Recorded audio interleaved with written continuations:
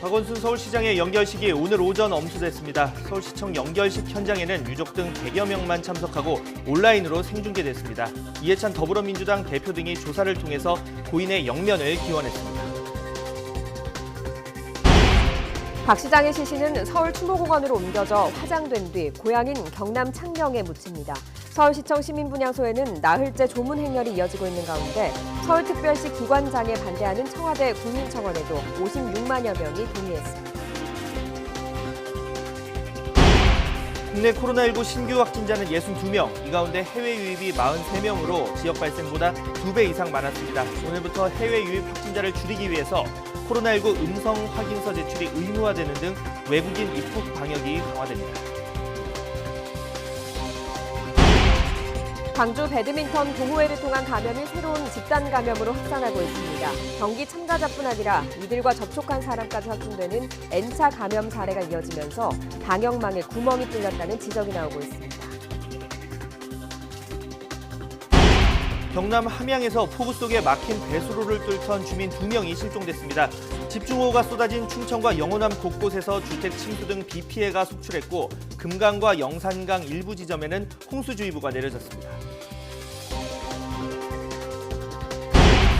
여야 원내 수석부대표가 오늘 오후에 만나서 7월 임시국회 의사일정 논의를 재개합니다.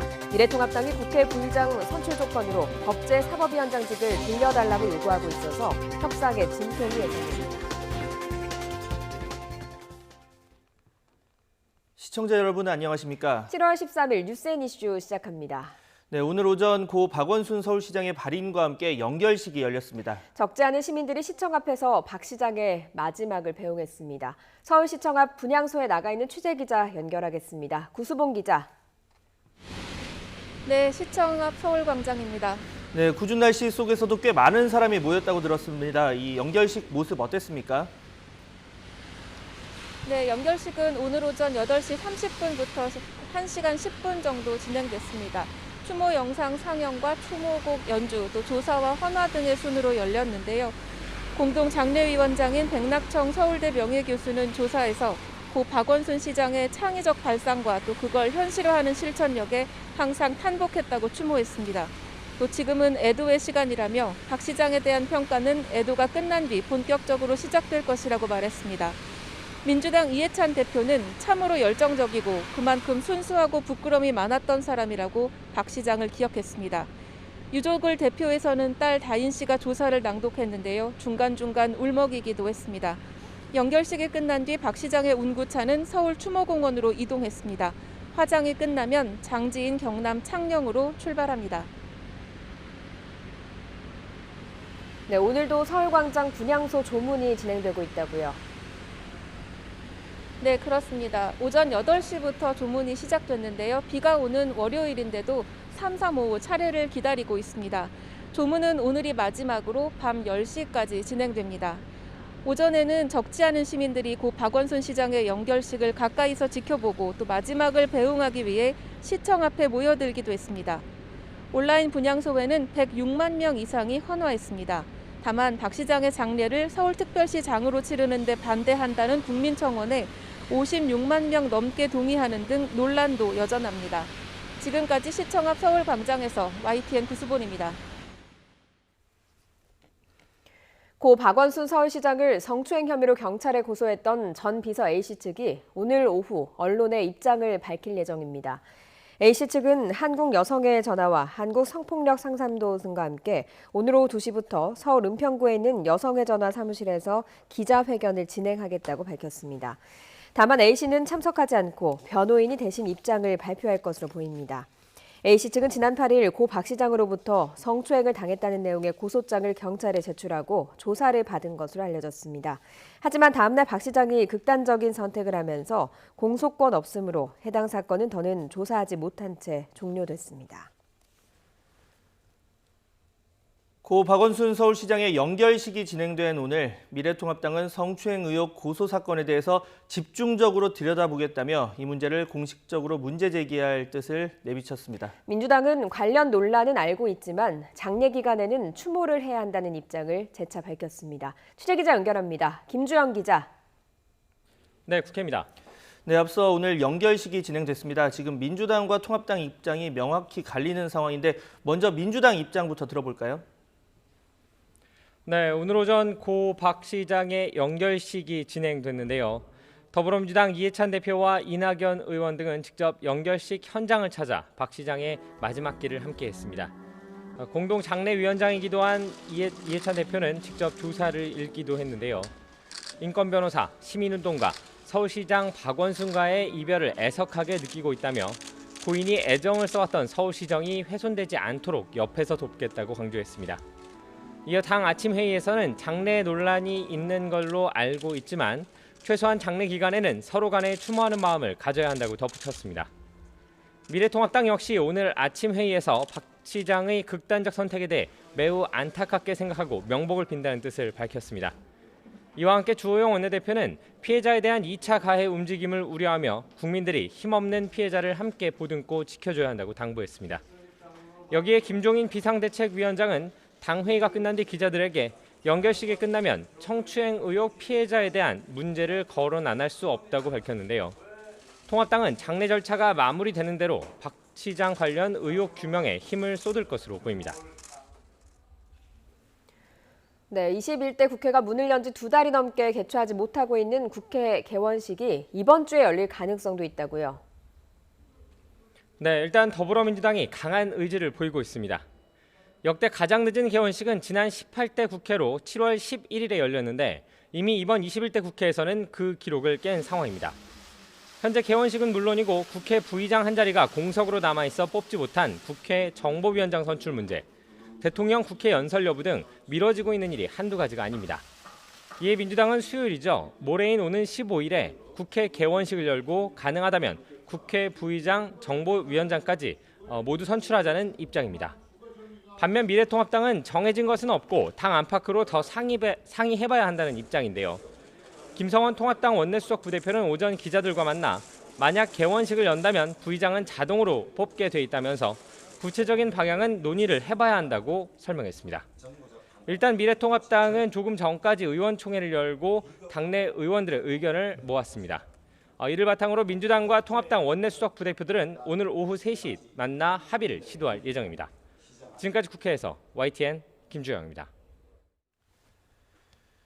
이번에는 비 피해 상황 알아보겠습니다. 충청 일부 지역과 영호남 등 남부지방에 많은 비가 내려서 2명이 실종되는 등 피해가 속출하고 있습니다. 이 지역에는 많게는 200mm가 넘는 폭우가 쏟아졌고 내일까지 일부 지방에는 최대 80mm가 더 내릴 것으로 보입니다. 취재기자 연결해서 자세히 알아보겠습니다. 김민성 기자.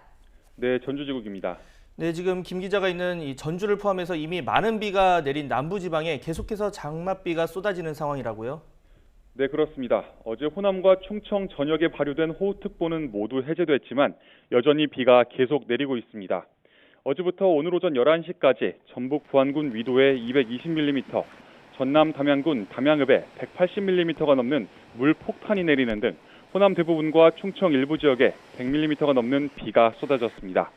대전 갑천 만년교와 광주 황룡강 장로교, 전남 곡성 금곡교 지역에 홍수주의보가 내려진 상태입니다. 어젯밤 11시 40분 김제시 연정동 굴다리를 지나던 58살 A씨는 물이 차 안으로 들어오자 소방에 신고했고 무사히 구조됐습니다. 전남에서 주택 8동이 침수됐고 영광군 법성면에서는 석축 한 곳 3m가 무너져 내리는 등 호남과 충청 곳곳에서 비 피해가 잇따르고 있습니다. 전남에서 주택 8동이 침수됐고 영광군 법성면에서는 석축 한 곳 3m가 무너져 내리는 등 호남과 충청 곳곳에서 비 피해가 잇따르고 있습니다. 충청 지역은 가로수와 통신주가 넘어지는 사고는 있었지만 그 밖에 큰 피해 신고는 없었습니다. 기상청은 내일까지 호남과 충청 지역 곳곳에 최대 50mm가량 비가 더 내릴 것으로 보고 있습니다. 네, 호남과 충청은 폭우가 다소 잦아든 것으로 보이는데요. 영남은 여전히 강한 비가 내리고 있다고요. 네, 말씀하신 대로 이제 비구름은 영남 지역으로 향하는 모양새입니다. 현재 경남 전역과 경북 남부 지역에 호우특보가, 낙동강 경호교 지점에도 홍수주의보가 내려져 있습니다. 경남 함양에서는 폭우 속에 막힌 배수로를 뚫던 주민 2명이 실종됐습니다.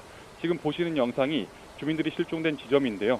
오늘 오전 9시 20분쯤 경남 함양군 지곡면 고산리 한 마을에서 70대 마을 주민 2명이 농수로 배수구에 빠졌습니다. 이 사고로 주민 2명이 실종돼 소방당국이 수색하고 있습니다. 경남 산청군 금서면 동이보감촌 인근 도로 경사면은 어제부터 내린 폭우로 토사가 흘러내렸습니다. 사고가 난 지역에는 어제부터 140mm 이상 비가 내렸습니다. 다행히 인명피해는 발생하지 않았지만 높이 30m, 길이 100m 경사면 흙이 흘러내리면서 왕복 2차로 도로가 막혔습니다. 지금까지 전주지국에서 YTN 김민성입니다.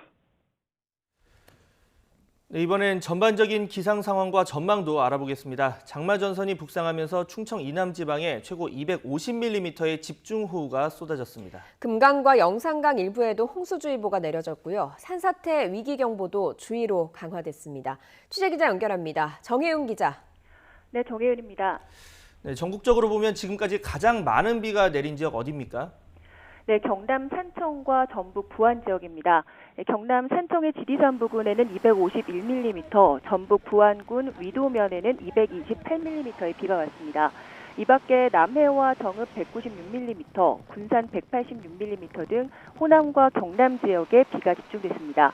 기상청은 장마 전선이 내륙으로 북상하면서 어제 오후부터 시간당 20에서 40mm의 장대비가 쏟아졌다고 밝혔습니다. 지금은 강한 비구름이 동쪽으로 이동했는데요. 충청과 호남은 호우특보가 모두 해제됐고 영남 지방은 해안 지역으로만 호우특보가 발효 중입니다.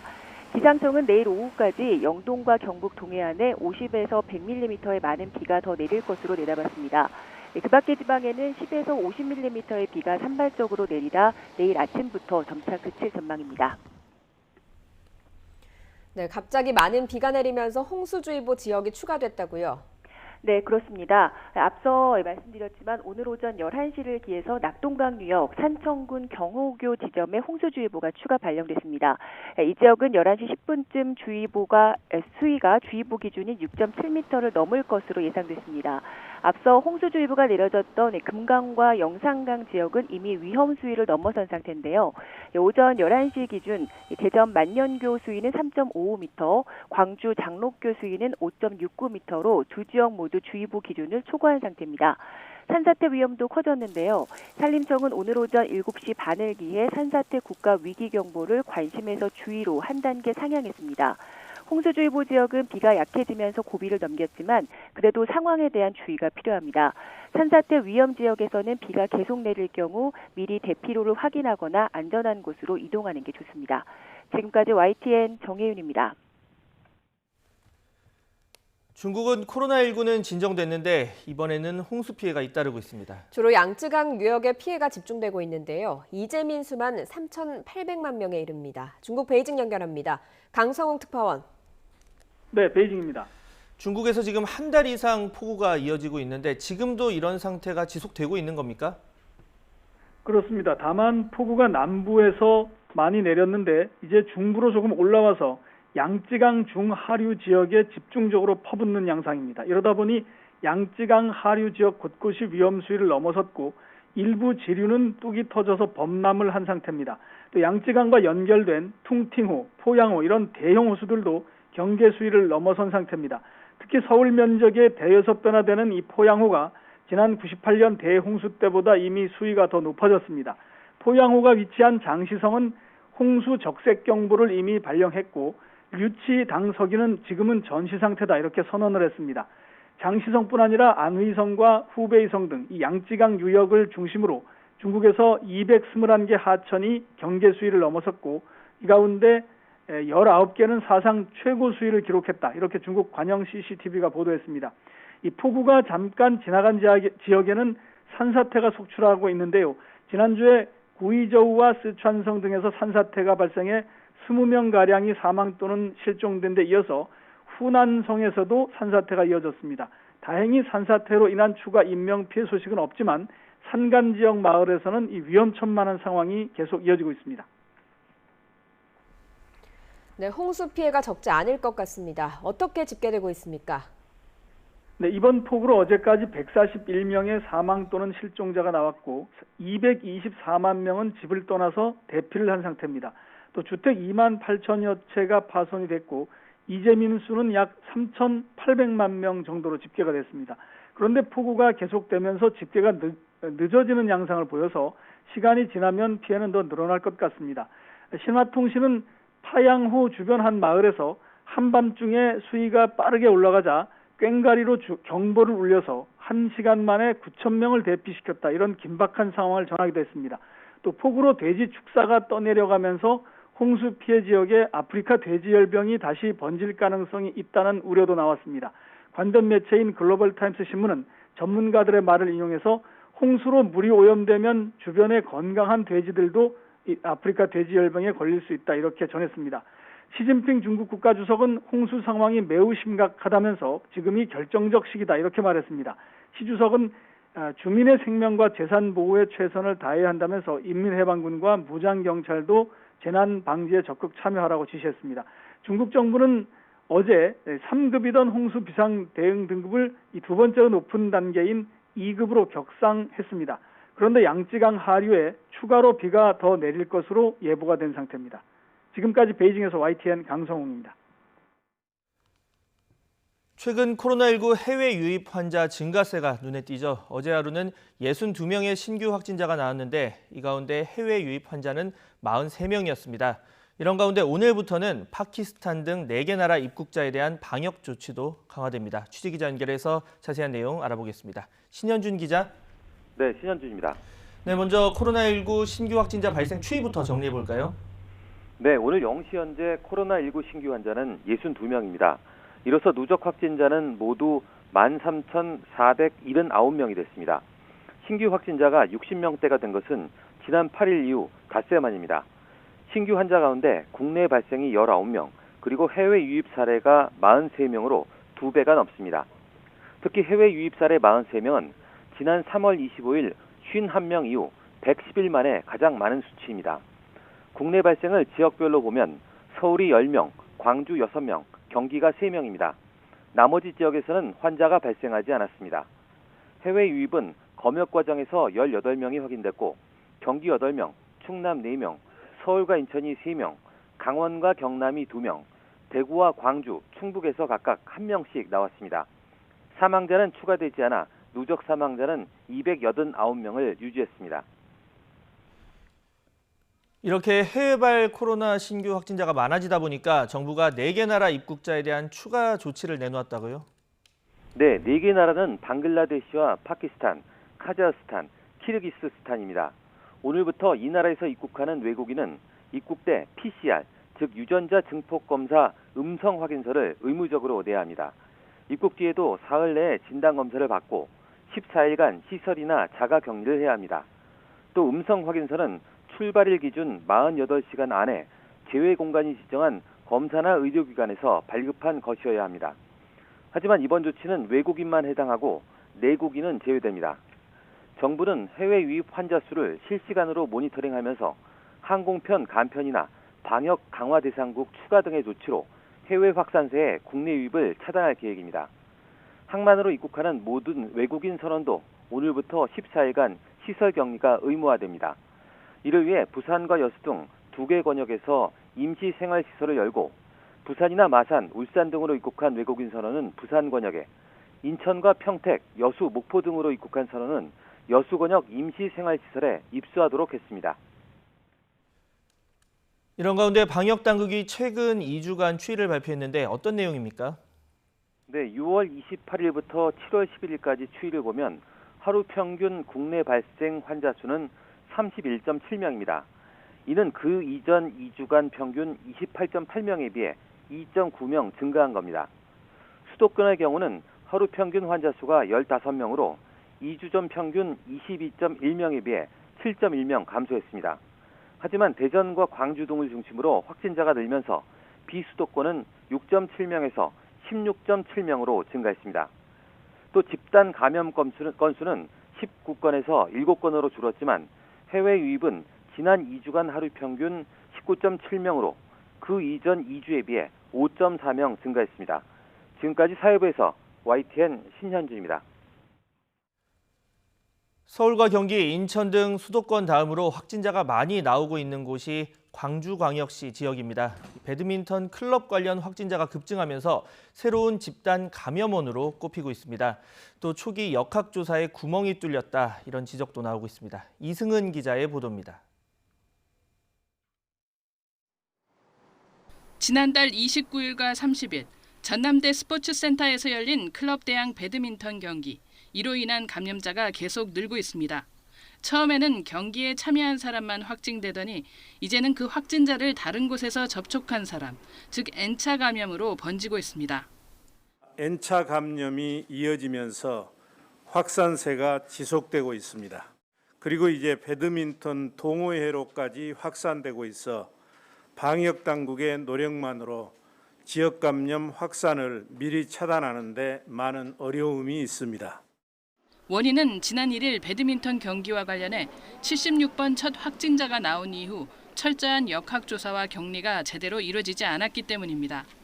초기에 접촉자 확인이 제대로 안 돼 역학조사에 일주일가량 공백이 생겼고 이로 인해 확진자를 접촉한 사람들이 사실상 일상생활을 해버린 겁니다. 사우나를 가거나 대학병원을 방문하고 평소처럼 상점을 그대로 운영한 것으로 조사됐습니다. 특히 확진자들은 역학조사 진술에 있어 보다 적극적이고 성실하게 임해 추가 확산을 막는 골든타임을 확보하는 데 적극 협조해 주시기를 부탁드립니다. 게다가 현재 확진자의 40% 이상이 무증상으로 파악되면서 자신도 모르게 감염을 확산시킬 우려도 커지고 있습니다. 전날 생활체육 관련 동호회 활동을 중단해달라고 간곡히 요청했던 광주광역시는 행정조치를 발동하는 등 특단의 대책을 추가했습니다. 지역 17개 대학이 운영하는 체육관과 공공과 민간을 포함한 각종 실내 체육시설의 운영을 중단하면서 생활체육 동호회 활동과 실내 집단운동을 오는 25일까지 전면 금지하기로 했습니다. YTN 이승은입니다. 국가가 주도하는 사업인 강원도 삼척 화력발전소 공사 현장에서 코로나19 방역 지침이 제대로 지켜지지 않은 것으로 드러났습니다. 현장 사무실에 있는 직원 식당은 거리 두기를 위해서 앞자리까지 비웠는데 정작 일용직 노동자들은 좁은 컨테이너나 공사장 맨바닥에서 밥을 먹어야 했습니다. 송세혁 기자가 취재했습니다. 국내 최대 규모인 1,050메가와트 화력발전소 2기를 짓는 공사 현장입니다. 비좁은 컨테이너 안에서 협력업체 일용직 노동자 10여 명이 다닥다닥 마주 앉아 밥을 먹습니다. 자리가 부족하다 보니 땡볕 아래 맨바닥이나 공사 자재에 앉아 식사하기도 합니다. 지금 앞으로 좀 밥을 먹을 사람이 한 50명이 넘게 남았는데 그분도 역시 다 지금 바닥에 앉아서 먹어야 될 그 상황이죠. 비슷한 시각 현장 사무실 건물에 있는 직원 식당은 빈자리가 많이 보입니다. 거리 두기 지침에 따라 한 방향 식사를 위해 맞은편 자리까지 비워놨습니다. 그 사람들은 참 여유로워요. 공간도 넓고. 근데 우리는 내려오면 이제 비게 되죠. 아, 왜 인간적으로 이런 건가? 체온 측정 역시 일부만 하는 등 제대로 이루어지지 않았다고 전했습니다. 한 번 했습니다. 현장 입구에서는 아예 하지 않고요. 시공사는 거리 두기가 1단계로 전환된 이후 입구 발열 체크는 중단했지만 매일 조회 때 한 명도 빠짐없이 체온을 잰다고 반박했습니다. 또 직원 식당은 모든 노동자가 이용할 수 있다며 다만 거리가 먼 공사 현장에서는 오가는 번거로움 때문에 이용하지 않는 것 같다고 해명했습니다. 취재가 시작되자 시공사와 협력업체는 뒤늦게 컨테이너 2동을 추가로 설치해 공사 현장에서도 한 방향 식사가 가능하도록 하겠다고 밝혔습니다. 저는 어차피 현장에 이제 떠난 사람이고 남은 동료들이라도 깨끗한 환경에서 편히 밥 먹을 수 있고 쉴 수 있는 그런 현장이 됐으면 좋겠습니다. YTN 송세혁입니다. 전 세계 하루 신규 확진자는 23만 명을 넘어서면서 최다 기록을 경신했습니다. 이런 가운데 코로나19로 형성된 항체가 몇 개월 만에 감소한다는 연구 결과도 나왔습니다. 김원배 기자가 보도합니다. 세계보건기구 WHO가 현지 시각 12일 발표한 보고서에 따르면 지난 24시간 동안 전 세계에서 보고된 코로나19 신규 확진자는 23만 370명으로 집계됐습니다. 이는 지금까지 하루 최다였던 지난 11월 22만 8천여 명을 훌쩍 넘어선 것입니다. 대륙별로는 미주가 14만 3천여 명으로 가장 많았고 이어 동남아시아 3만 3천여 명, 유럽 1만 9천여 명, 아프리카 1만 8천여 명 등의 순이었습니다. 국가별로는 미국이 6만 6천여 명으로 하루 신규 확진자가 가장 많이 보고됐습니다. 이런 가운데 코로나19로 형성된 항체가 몇 개월 만에 감소한다는 연구 결과가 독일에서 나왔습니다. 독일의 뮌헨 슈바빈 클리닉은 지난 1월 말 코로나에 감염됐던 9명을 대상으로 최근 검사한 결과 4명에게서 바이러스의 기능을 무력화할 수 있는 중화 항체가 감소했다고 밝혔습니다. 연구팀은 이번 결과는 코로나19에 감염됐다가 치료된 사람이 다시 감염될 수 있다는 것을 시사한다고 설명했습니다. 앞서 중국 질병예방통제센터 산하 충칭의과대학 연구팀도 지난달 코로나19 감염으로 형성된 항체가 2-3개월 만에 급속히 줄어든다는 연구 결과를 발표했습니다. YTN 김원배입니다. 미국에서는 플로리다주 하루 신규 환자가 15,000여 명이 발생해서 최다를 기록하는 등 남부 지역을 중심으로 코로나19 확산이 멈추지 않고 있습니다. 방역 수칙을 준수하지 않을 경우 고액의 벌금 등 처벌을 강제하는 지방정부도 늘고 있습니다. 워싱턴에서 강태욱 특파원입니다. 지난 10일 미국에서 코로나19 환자가 6만 9천여 명 발생하면서 또다시 최다 기록을 세웠습니다. 특히 플로리다주는 하루 확진자가 15,000여 명 발생해 최다 기록을 경신했고 사흘 연속 사망자 수 기록도 바꿨습니다. 플로리다, 텍사스, 애리조나, 캘리포니아 남부 4개 주에서 재확산하던 추세는 인근의 조지아, 루이지애나, 유타주 등으로 번지고 있습니다. 이처럼 확산세가 누그러들 기미가 보이지 않자 지방정부는 뒤늦게 고액의 벌금 등 처벌을 내세우면서 방역 수칙 준수 강제에 나서고 있습니다. 보건 지침을 어긴 사업장에 대해 캘리포니아주 북부 욜로 카운티는 최대 $10,000, 우리 돈 1,200만 원의 벌금을 부과하는 규정을 통과시켰고 플로리다주 마이애미는 10에서 30일간 폐쇄 지침을 내렸습니다. This is a single woman who is running this grilled cheese business. This is her dream, and all she is doing is standing up for the rights of people to make their own medical decisions. Okay? 마스크를 쓰지 않는 개인에게도 벌금 부과가 확산하고 있습니다. 뉴멕시코는 벌금 $100, 우리 돈 12만 원 부과를 밝혔고 미시간주는 모든 실내 공공장소에서 얼굴 가리개 착용을 의무화했습니다. 또 워싱턴주와 미시간주는 마스크를 착용하지 않는 손님에게 서비스를 제공하지 말라면서 위반 시 최대 수만 달러의 민사처벌 지침까지 내놨습니다. 블룸버그 통신은 주지사들과 시 당국자들이 당근책을 썼지만 충분하지 않았다며 이제 채찍으로 고개를 돌리고 있다고 전했습니다. 워싱턴에서 YTN 강태욱입니다. 더불어민주당 이해찬 대표가 고 백선엽 장군의 빈소를 찾아 조문했습니다. 이 대표는 어제 저녁 서울 아산병원에 마련된 백 장군의 빈소를 찾아 헌화하고 유족을 위로했습니다. 민주당 송갑석 대변인은 이 대표가 지난 2005년 총리 시절 백 장군을 만났던 기억에 대해서 유가족과 이야기를 나눴고 백 장군을 후배 군인들을 아끼고 건강했던 분으로 기억했다는 말을 했다고 전했습니다.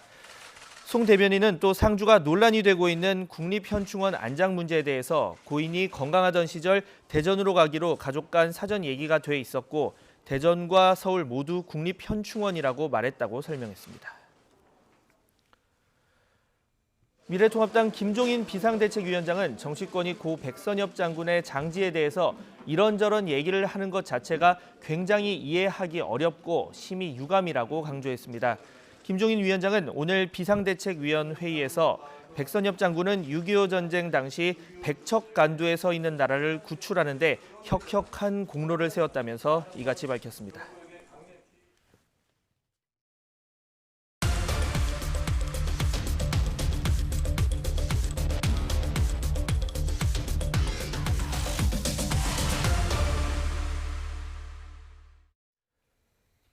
고 박원순 서울시장의 발인이 오늘 오전 침통한 분위기 속에서 비공개로 진행됐습니다. 이런 가운데 박 시장을 성추행 혐의로 경찰에 고소한 여성 A씨 측이 오늘 오후 처음으로 입장을 밝힐 것으로 보여서 향후 파장도 예상되고 있습니다. 관련한 정치권 소식 김영준 명지대 교수 그리고 차재원 부산 가톨릭대 특임 교수와 함께 이야기 나눠보겠습니다. 두 분 안녕하세요. 안녕하세요. 자, 오늘 날씨가 많이 굳었습니다. 오늘 아침 박 시장이 영면에 들었는데요. 먼저 관련 영상부터 보고 이야기 나눠보겠습니다.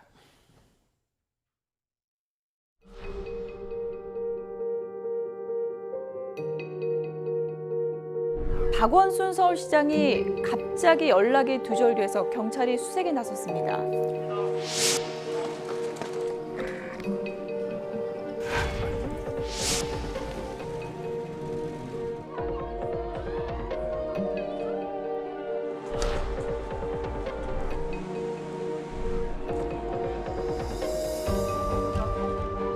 서울시에서는 전례가 없을 겁니다. 왜냐하면 이런 경우 자체가 처음이기 때문에.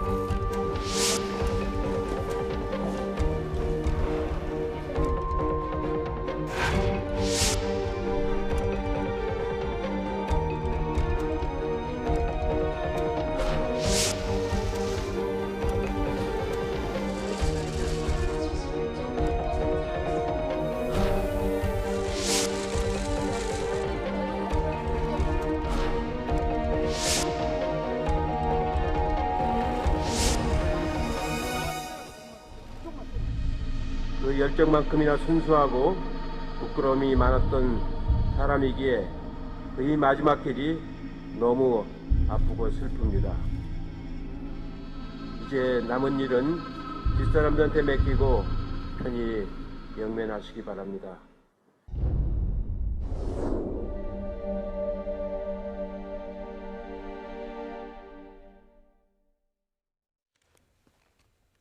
네, 오늘 오전 박원순 서울시장의 연결식 모두 마무리됐고 이제 박 시장은 고향인 경남 창녕으로 돌아가서 영면 잠들게 됐습니다. 아직까지도 갑작스러운 일이라서 다소 실감이 안 나기도 하는데 자, 먼저 두 분 이번 사태 어떻게 지켜보셨는지 먼저 여쭤보겠습니다. 고인의 죽음에 대해서 깊은 애도를 표하는데요. 저는 이번 일을 겪으면서 우리 사회가 올바른 방향으로 가고 있는가라는 데 대한 근본적 질문을 던져봅니다. 어떤 의미에서? 예를 들어서 어떠한 일이 일어나면 사회에서 다양하고 그리고 의견을 분출하는 거는 민주주의 국가에서 있을 수는 있어요. 그런데 적어도 죽음 앞에서는 잠시나마 이 갈등과 정쟁을 접어두고 그리고 우리 사회 최소한의 이러한 품격이 유지됐었던 거로 저는 기억을 합니다. 그런데 이번에는 이 절제와 품격이 다 무너져 버렸습니다.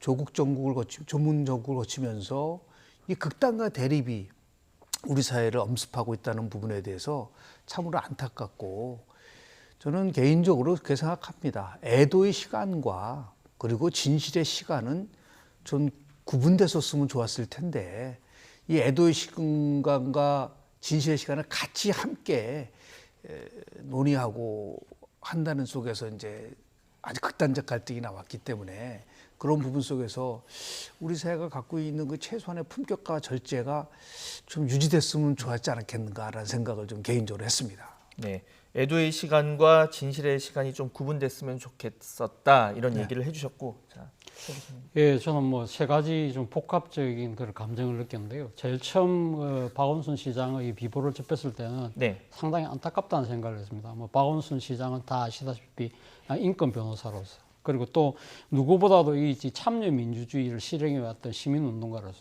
그리고 또 나눔을 실천해왔던 또 이런 적극적인 사회운동가로서 그리고 또 이러한 자신이 추구했던 가치들을 일종의 시정에다 반영을 해서 생활정치, 민생정치를 했던 이 상당히 우리 사회에 우리 정치가 바라는 그런 방향성에 상당히 앞장섰던 분이다. 이런 분이 상당히 좀 더 우리 곁에서 있으면서 자신의 가치를 우리 사회도 확실하게 착근을 시키는 그러한 부분들이 중단된 데 대해서 상당히 처음에는 안타까움을 느꼈고요. 두 번째는 당혹감입니다. 지금 아직까지 분명한 관계는 밝혀지지 않았습니다만은 이 지금 박원순 시장의 그런 선택 직전에 지금 불미스러운 내용으로 고소가 이루어졌고 그런 것들 때문에 이러한 선택으로 이어졌을 거라는 그런 추측들이 나오고 있는 이러한 상황. 정말 상당히 당혹스럽습니다. 과연 이걸 어떻게 봐야 될 것이냐. 우리가 우리 사회가 이러한 부분들을 어떻게 지금 그러니까 이 대책을 만들어 나갈 것이냐. 이런 부분들에 대한 생각. 그리고 세 번째는 참담함입니다. 이 지금 박원순 시장의 이 장례를 둘러싼 여러 가지 사회적 논란과 갈등, 대립 이러한 부분들이 지난 5일간 또 상당히 우리 사회를 상당히 이렇게 지금 양분하는 그런 모습이었다는 겁니다. 저는 어떻게 생각하면 이 박원순 시장이 평소 고인의 생각이 이 자신의 장례는 상당히 조용하게 좀 치러졌으면 좋겠다는 그러한 것이 지론이었다고 한다면 이번 장례식의 행태에 대해서 아마 박원순 시장의 뜻이 좀 반영됐으면 어땠을까 하는 아쉬움을 금할 수 없었습니다. 네, 뭐 아마 뒤에도 얘기가 나오겠지만 뭐 5일장을 한 이유에 대해서 뭐 설명을 장례위 쪽에서 한 게 있었습니다. 이미 뭐 하루가 지난 상태에서 시신이 발견이 됐고 뭐 또 해외 상주가 있었고 뭐 이런 측면들을 복합적으로 고려를 했다고 하는데 이 문제는 잠시 뒤에 또 짚어보고 자 일단 뭐 아까 진실의 시간 구분해야 된다 얘기를 했는데 오늘 오후에 이 고소 여성 A 씨가 처음으로 입장을 밝히겠다. 라고 했고 뭐 아직까지는 이제 고소장만 제출된 그렇습니다. 상태라서 뭐 어떤 내용도 이제 저희가 뭐 장담할 수는 없지만 뭐 어떤 내용이 나오느냐 또 어떤 뭐 증거를 예를 들어서 가지고 나오느냐 뭐 이런 여러 가지 측면에 따라서 뭐 파장이 있을 수도 있다 이런 뭐 예측이 나오는 상황이거든요. 그렇죠. 오늘 발인식에서 우리 공동 장례위원장이었던 백낙천 전 서울대 교수가 뭐 애도의 시간이다. 그러니까 애도를 할 때는 성찰이 배제돼서는 안 되지만 이제는 우리가 성찰을 할 때 박원순 전 시장의 고인의 이런 그 업적이라든지 또 그동안 있었던 지금 우리 차 교수님 말씀하신 여러 가지 성과에 대해서는 당연히 그 부분에 대해서 우리가 평가를 해야 됩니다. 그러나 그 부분과 별도로 우리가 진실에 대한 부분이라는 것은 이번 사건에 대해서 아직까지도 의혹적인 수준이지만 여하튼 간에 오늘 뭐 어떤 내용이 나올지는 모르겠어요. 그러나 여기자협회라는 데가 있지 않습니까? 한국 여성 여기자협회에서도 뭐라고 얘기를 했냐면 현행법 체제상 일단 의혹 사건의 공소권은 없어진 겁니다. 그러나 진상을 규명해야 할 사회적 책임을 면제하는 것은 아니다라고 얘기를 했기 때문에 그래서 제가 얘기하는 진실의 시간과 이제는 애도의 시간인데 이제는 진실의 시간으로 가야 될 수 있는 그런 순간이 왔다고 좀 봅니다. 그런 의미에서 봤을 때 우리는 어떤 한쪽이든 어느 쪽을 편을 드는 것이 아니라 몇 가지 기본적인 원칙들이 좀 지켜졌으면 좋겠다. 제일 첫 번째는 피해자 중심주의. 그러니까 그동안 진보 진영을 포함해서 많은 여성단체들이 얘기했었던 거는 이 지금 2차 가해가 좀 이루어지고 있는 상황은 절대로 있어서는 안 된다라는 거죠. 그 피해 호소인의 보호가 우선인 시간이 이제 온 것이죠. 진실을 얘기를 하면서도 이런 부분하고 더 나아가서 우리가 이 문제를 가지고 계속해서 이 이념의 문제로 가져갔을 때 올 수 있는 이 부분들은 막아야 된다. 그러니까 그동안 젠더 감수성에 대한 성인지에 대한 성에 대해서 얼마나 많은 얘기가 오갔습니까? 그래서 지금 여당에서도 고인의 그런 업적 그리고 성과에 대한 얘기를 하는 것은 물론 당연하지만 그와 더불어서도 그동안 본인들이 얘기했었던 여러 가지 말들이 있어요. 성인지 감수성에 대한 얘기들을 포함해서 이런 것들도 동일선상에서 같이 이제 우리가 성찰하고 다 이런 비극이 일어나지 않을 수 있는 이런 방안을 강구할 수 있는 그런 시간이 이제는 왔다고 저는 봅니다. 네. 자, 뭐 지금 방금도 얘기해 주셨지만 이 뭐 피해자 중심주의 그래서 일방 당사자가 또 숨진 상태다 보니까 그렇습니다. 좀 쉽지 않은 상황이기도 한데 자, 뭐 여전히 관련 논란이 나오고 있습니다. 특히 박 시장과 함께 또 서울시에서 함께 일했었던 이 진성준 더불어민주당 의원 피해를 기정사실화하는 건 또 다른 점에서 사자 명예훼손이라 차분히 따져봐야 한다 이런 입장을 밝혔습니다. 이와 관련한 또 야당 입장은 어떤지 이 미래통합당 박수영 의원 인터뷰 내용과 함께 이 두 인터뷰 각각 들어보시죠. 물론 판단에 따라서는 서울특별시장이 정말 적당한 거냐, 적절한 거냐라고 하는 문제 제기는 있을 수 있습니다. 하지만 그것은 이미 피해를 호소하는 분의 피해를 기정사실화하고 또 그것이 박원순 시장이 가해자다라고 하는 점을 기정사실화하고 있는 것이기 때문에 또 다른 점에서 사자 명예훼손에도 해당할 수 있는 얘기입니다. 그래서 예, 섣부르게 예단할 시점은 아니고 차분히 따져봐야 될 문제 아니겠습니까? 순직을 하신 분도 아니고 불미스러운 일로 이제 극단적 선택을 하신 분에 대해서 세금까지 한 10억 정도 든다고 하죠. 세금까지 써서 장례를 하는 게 맞는가 하는 국민들 분노가 있는 것 같고, 국가가 나서서 장례를 치른다. 이건 이제 돌아가신 분에 대한 어떤 국가가 정당성을 부여하는 이런 효과가 있는데, 그러면 이제 피해자 입장, 즉 고소인의 입장에서 봐서는 저 장례에 대해서 국가가 정당성을 부여하니까 그럼 나는 뭐냐? 나는 정당하지 않다는 거냐? 뭐 이런 심정이 생길 수가 있습니다. 입장을 바꿔놓고 생각을 해보면은. 그러면 이게 이제 자칫하면 2차 피해, 그래서 피해자가 가해자로, 가해자가 피해자로 바뀌는 이런 심정적인 문제가 있기 때문에.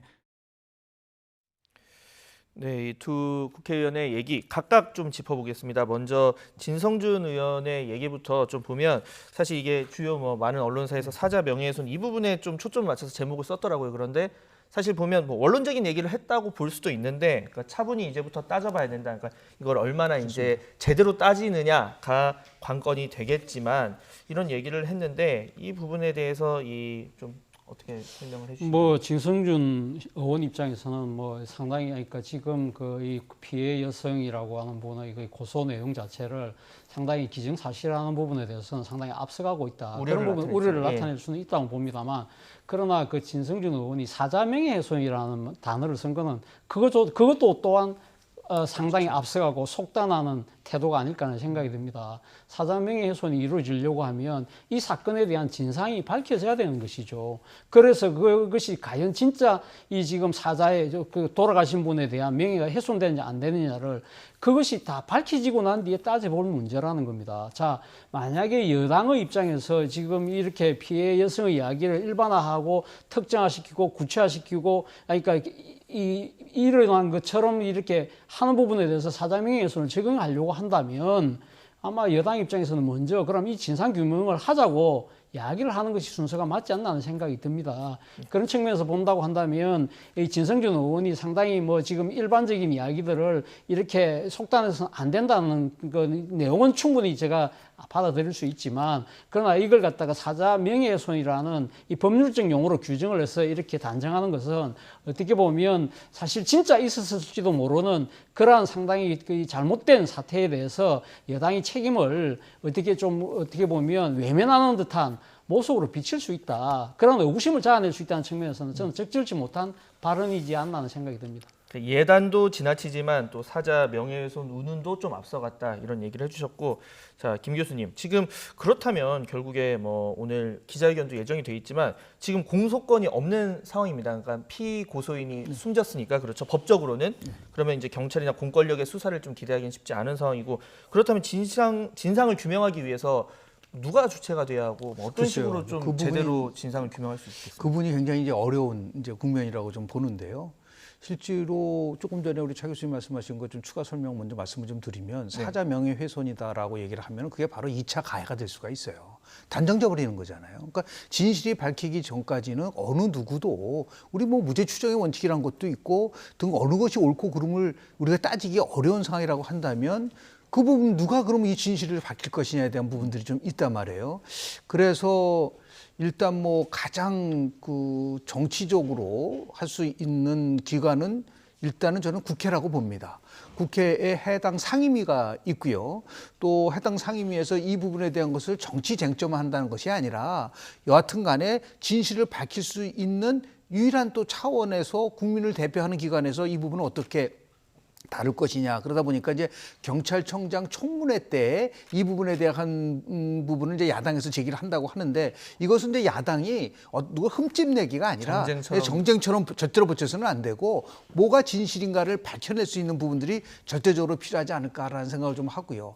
두 번째는 지금 이제 여성단체에서 우리 피해자와 같이 함께 가겠다라고 하는 선언하는 단체들이 좀 많습니다. 네. 이 단체에서 어떻게 진실을 규명할 것이냐에 대한 것을 숙고하지 않을까. 그래서 오늘 아마 2시라고 알고 있는데요. 네. 어떤 내용이 포함될지 지켜봐야 되겠지만 쉽지 않은 거는 분명하지요. 그러나 분명한 것은 진실을 규명해야 할 사회적 책임은 분명히 누군가는 있어야 된다라는 면에서 좀 말씀을 좀 드리겠습니다. 그러니까 누구도 억울한 상황이 돼서는 안 되겠다. 뭐 이런 얘기를 해주셨고, 자 관련해서 지금 뭐 진상 규명에 대한 얘기, 그러니까 진실 규명에 대한 얘기를 저희가 좀 했다면 이제 조문 여부 뭐 등등에 대한 또 논란도 있는 상황입니다. 지금 아까 통합당 박수영 의원 같은 경우는 뭐 순직을 한 분도 아니고 뭐 고소권이 있는 이런 상황에서 이런 극단적인 선택을 한 분한테 서울특별시장을 치르는 게 맞느냐 뭐 이런 지적을 했는데 이 부분에 대해서 짧게 뭐. 예, 뭐 지금 그 사실 이 박 시장의 서울시장과 관련해서 그 청와대 청원 게시판에 지금 50만 명이 넘는 국민들이 상당히 부적절하다는 그 지금 의견을 냈다는 거 아닙니까? 네, 조금 전 56만 명. 예, 56만 명까지 돌파를 했다고 하는데 저는 뭐 지금 사실 이 박 시장의 이런 이 갑작스러운 이 사태에 대해서 많은 국민들이 당혹감을 느낄 수밖에 없는 상황이라는 겁니다. 지금 사실 뭐 서울시장 재직 중에 이렇게 그 세상을 떠나는 경우는 이번에 처음이었다고 그러는데 이번에 그 케이스가 소위 말해서 지금 공무상의 뭐 이런 사고나 사건에 의해서 된 것이 아니라 본인의 극단적인 선택에 의해서 이렇게 된 부분에 대해서 과연 특별시장으로 하는 것이 맞나? 이런 부분들이 전례가 없다 보니까 서울시장으로 계셨기 때문에 이건 당연하게 뭐 서울특별시장으로 하는 것이 맞다는 것이 관의 해석인데 그것과는 상당수의 국민들의 인식과는 다르다는 것이죠. 그러니까 이거 특히 또 박 시장의 선택 바로 직전에 이 지금 성추행을 호소하는 분의 고소가 있었다. 이러한 부분들에 대해서 과연 이 지금 그러니까 상당한 막대한 그 세금이 들어가는 이러한 이 서울특별시장의 절차가 과연 그 서울 시민 전체의 뜻과 부합될 것이냐는 부분이 있는 것이고요. 그리고 특히 지금 코로나 사태지 않습니까? 그렇기 때문에 집단 모임을 상당히 금지하고 있는 상황에서 이렇게 대규모 추모식을 했다. 물론 뭐 서울시 차원에서는 사회적 거리두기를 통해서 뭐 나름대로 그러니까 이제 분향소를 운영을 했습니다만 그러한 부분들도 맞지 않다는 것이죠. 앞서도 제가 말씀드렸지만 결국 이 장례식의 그 절차의 문제는 그 고인의 뜻이 가장 중요한 것이거든요. 이 박원순 시장이 바로 이 선택을 하기 직전에 아주 짧은 5문장의 그러니까 이 유언장을 남겼습니다만 그 행간에서도 우리가 읽을 수 있는 것이 조용한 장례식이 아니었을까 하는 생각이 들고요. 2002년도에 본인이 또 미리 작성한 유언장에 보면 이런 이야기가 나와요. 장례식을 조용히 치러달라. 자신의 그 부엄을 신문에조차 내지 말라는 이야기를 했거든요. 그것이 고인의 그 평소의 생각이었다고 한다면 저는 그 생각을 좀 따라가는 것이 더 바람직하지 않았을까 하는 아쉬움을 금할 수 없습니다. 네, 뭐 이 부분에 대해서는 그러니까 56만 명이라는 사람이 이 부분에 대한 뭐 반대 청원도 올렸지만 또 조문을 온 분들도 있고, 그러니까 의견이 뭐 서로 다양합니다. 그러니까 10년 가까운 서울시 시정을 했는데 그 정도 할 수 있는 것 아니냐 이런 의견도 있고 반대로 뭐 고소권이 있는 상황에서 좀 아쉽다 뭐 이런 다양한 의견이 있는데.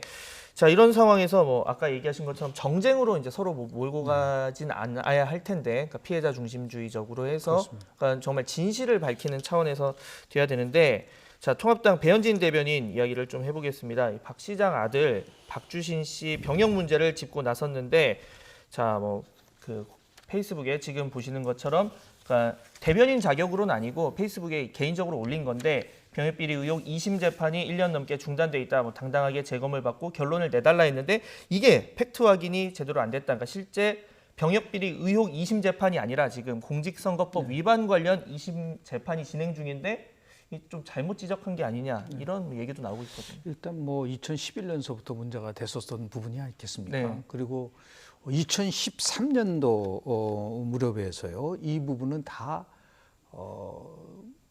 박 시장의 아들이 실은 무혐의 처분을 받았기 때문에 당시 검찰의 고소권을 무혐의 처분을 받은 부분이기 때문에 불기소. 다시 이 부분에 대해서 재판을 받는 것은 아니고요. 그런 면에서 보면 이제 배현진 의원이 이제 사실관계 속에서 조금 정확하게 짚지 못했던 부분들이 있는 것 같아요. 다만 이제 부친을 괴롭힌 병역 비리를 해결하라는 거에 대한 것은 뭐 그동안 맞았었죠. 그런데 여하튼 간에 그 이후에 고소 사건이라는 것은 중앙선관위가 이 부분의 공직선거법 위반에 대해서 7분인가 정도로 아마 이제 고발한 걸로 알고 있는데 그 재판이 지금 진행되고 있는 거기 때문에 아마 박주신 씨와는 직접적으로 관련되지 않은 재판에 대해서 얘기를 한 것은 아닌가. 그런 의미에서 이제 일부에서 팩트가 잘못됐다, 팩트 오류다라고 이제 지적을 하고 있는 것 같습니다.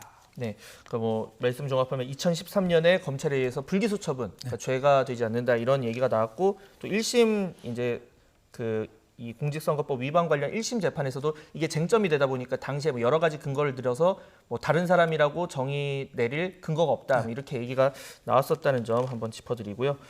자, 이 박 시장 이번 조문 논란이 또 정의당에게로 불똥이 튄 모습을 보이고 있습니다. 이 성추행 의혹이 제기된 박 시장의 조문이 피해 여성에게 2차 가해가 될 수 있다 이런 목소리도 나오고 있는데 어제 이런 가운데 심상정 정의당 대표는 조문을 마쳤습니다. 이 정의당 내의 다양한 목소리 들어보시죠. 이 사안에 대해서 충분히 파악하고 있지는 못합니다. 그런데 이 상황에서 또 가장 고통스러울 수 있는 분이 피해자 호소인이라고 생각하고요. 이제 무엇보다도 이 상황이 본인의 책임 때문이 아니라는 것을 꼭 기억해 주셨으면 좋겠다는 말씀 드리고요. 그분과 함께 했던 많은 분의 애도는 그 자체로 존중받아 마땅하다고 생각하는데요. 하지만 그때 저 한 사람만큼은 피해를 호소하고 있는 고소인 편이라고 말해주고 싶었습니다. 2차 가해가 현실화된 상황에서 고소인뿐만 아니라 권력관계에서 비슷한 경험을 했거나 하고 있을 많은 분들에게 무조건적인 지지를 보낸 저 같은 국회의원도 있다고 그렇게 알려줘야 한다고 생각을 했습니다. 자, 물론 이 심상정 대표와 뭐 박원순 시장 하면 뭐 노동운동 그리고 시민사회 운동을 하면서 뭐 서로 인연도 있을 것이고요. 정의당 내부에서는 방금 그 류호정 의원처럼 이제 얘기를 하는 것도 있고 근본적으로 이 조문을 보는 시각에 좀 차이가 있는 것 같아요.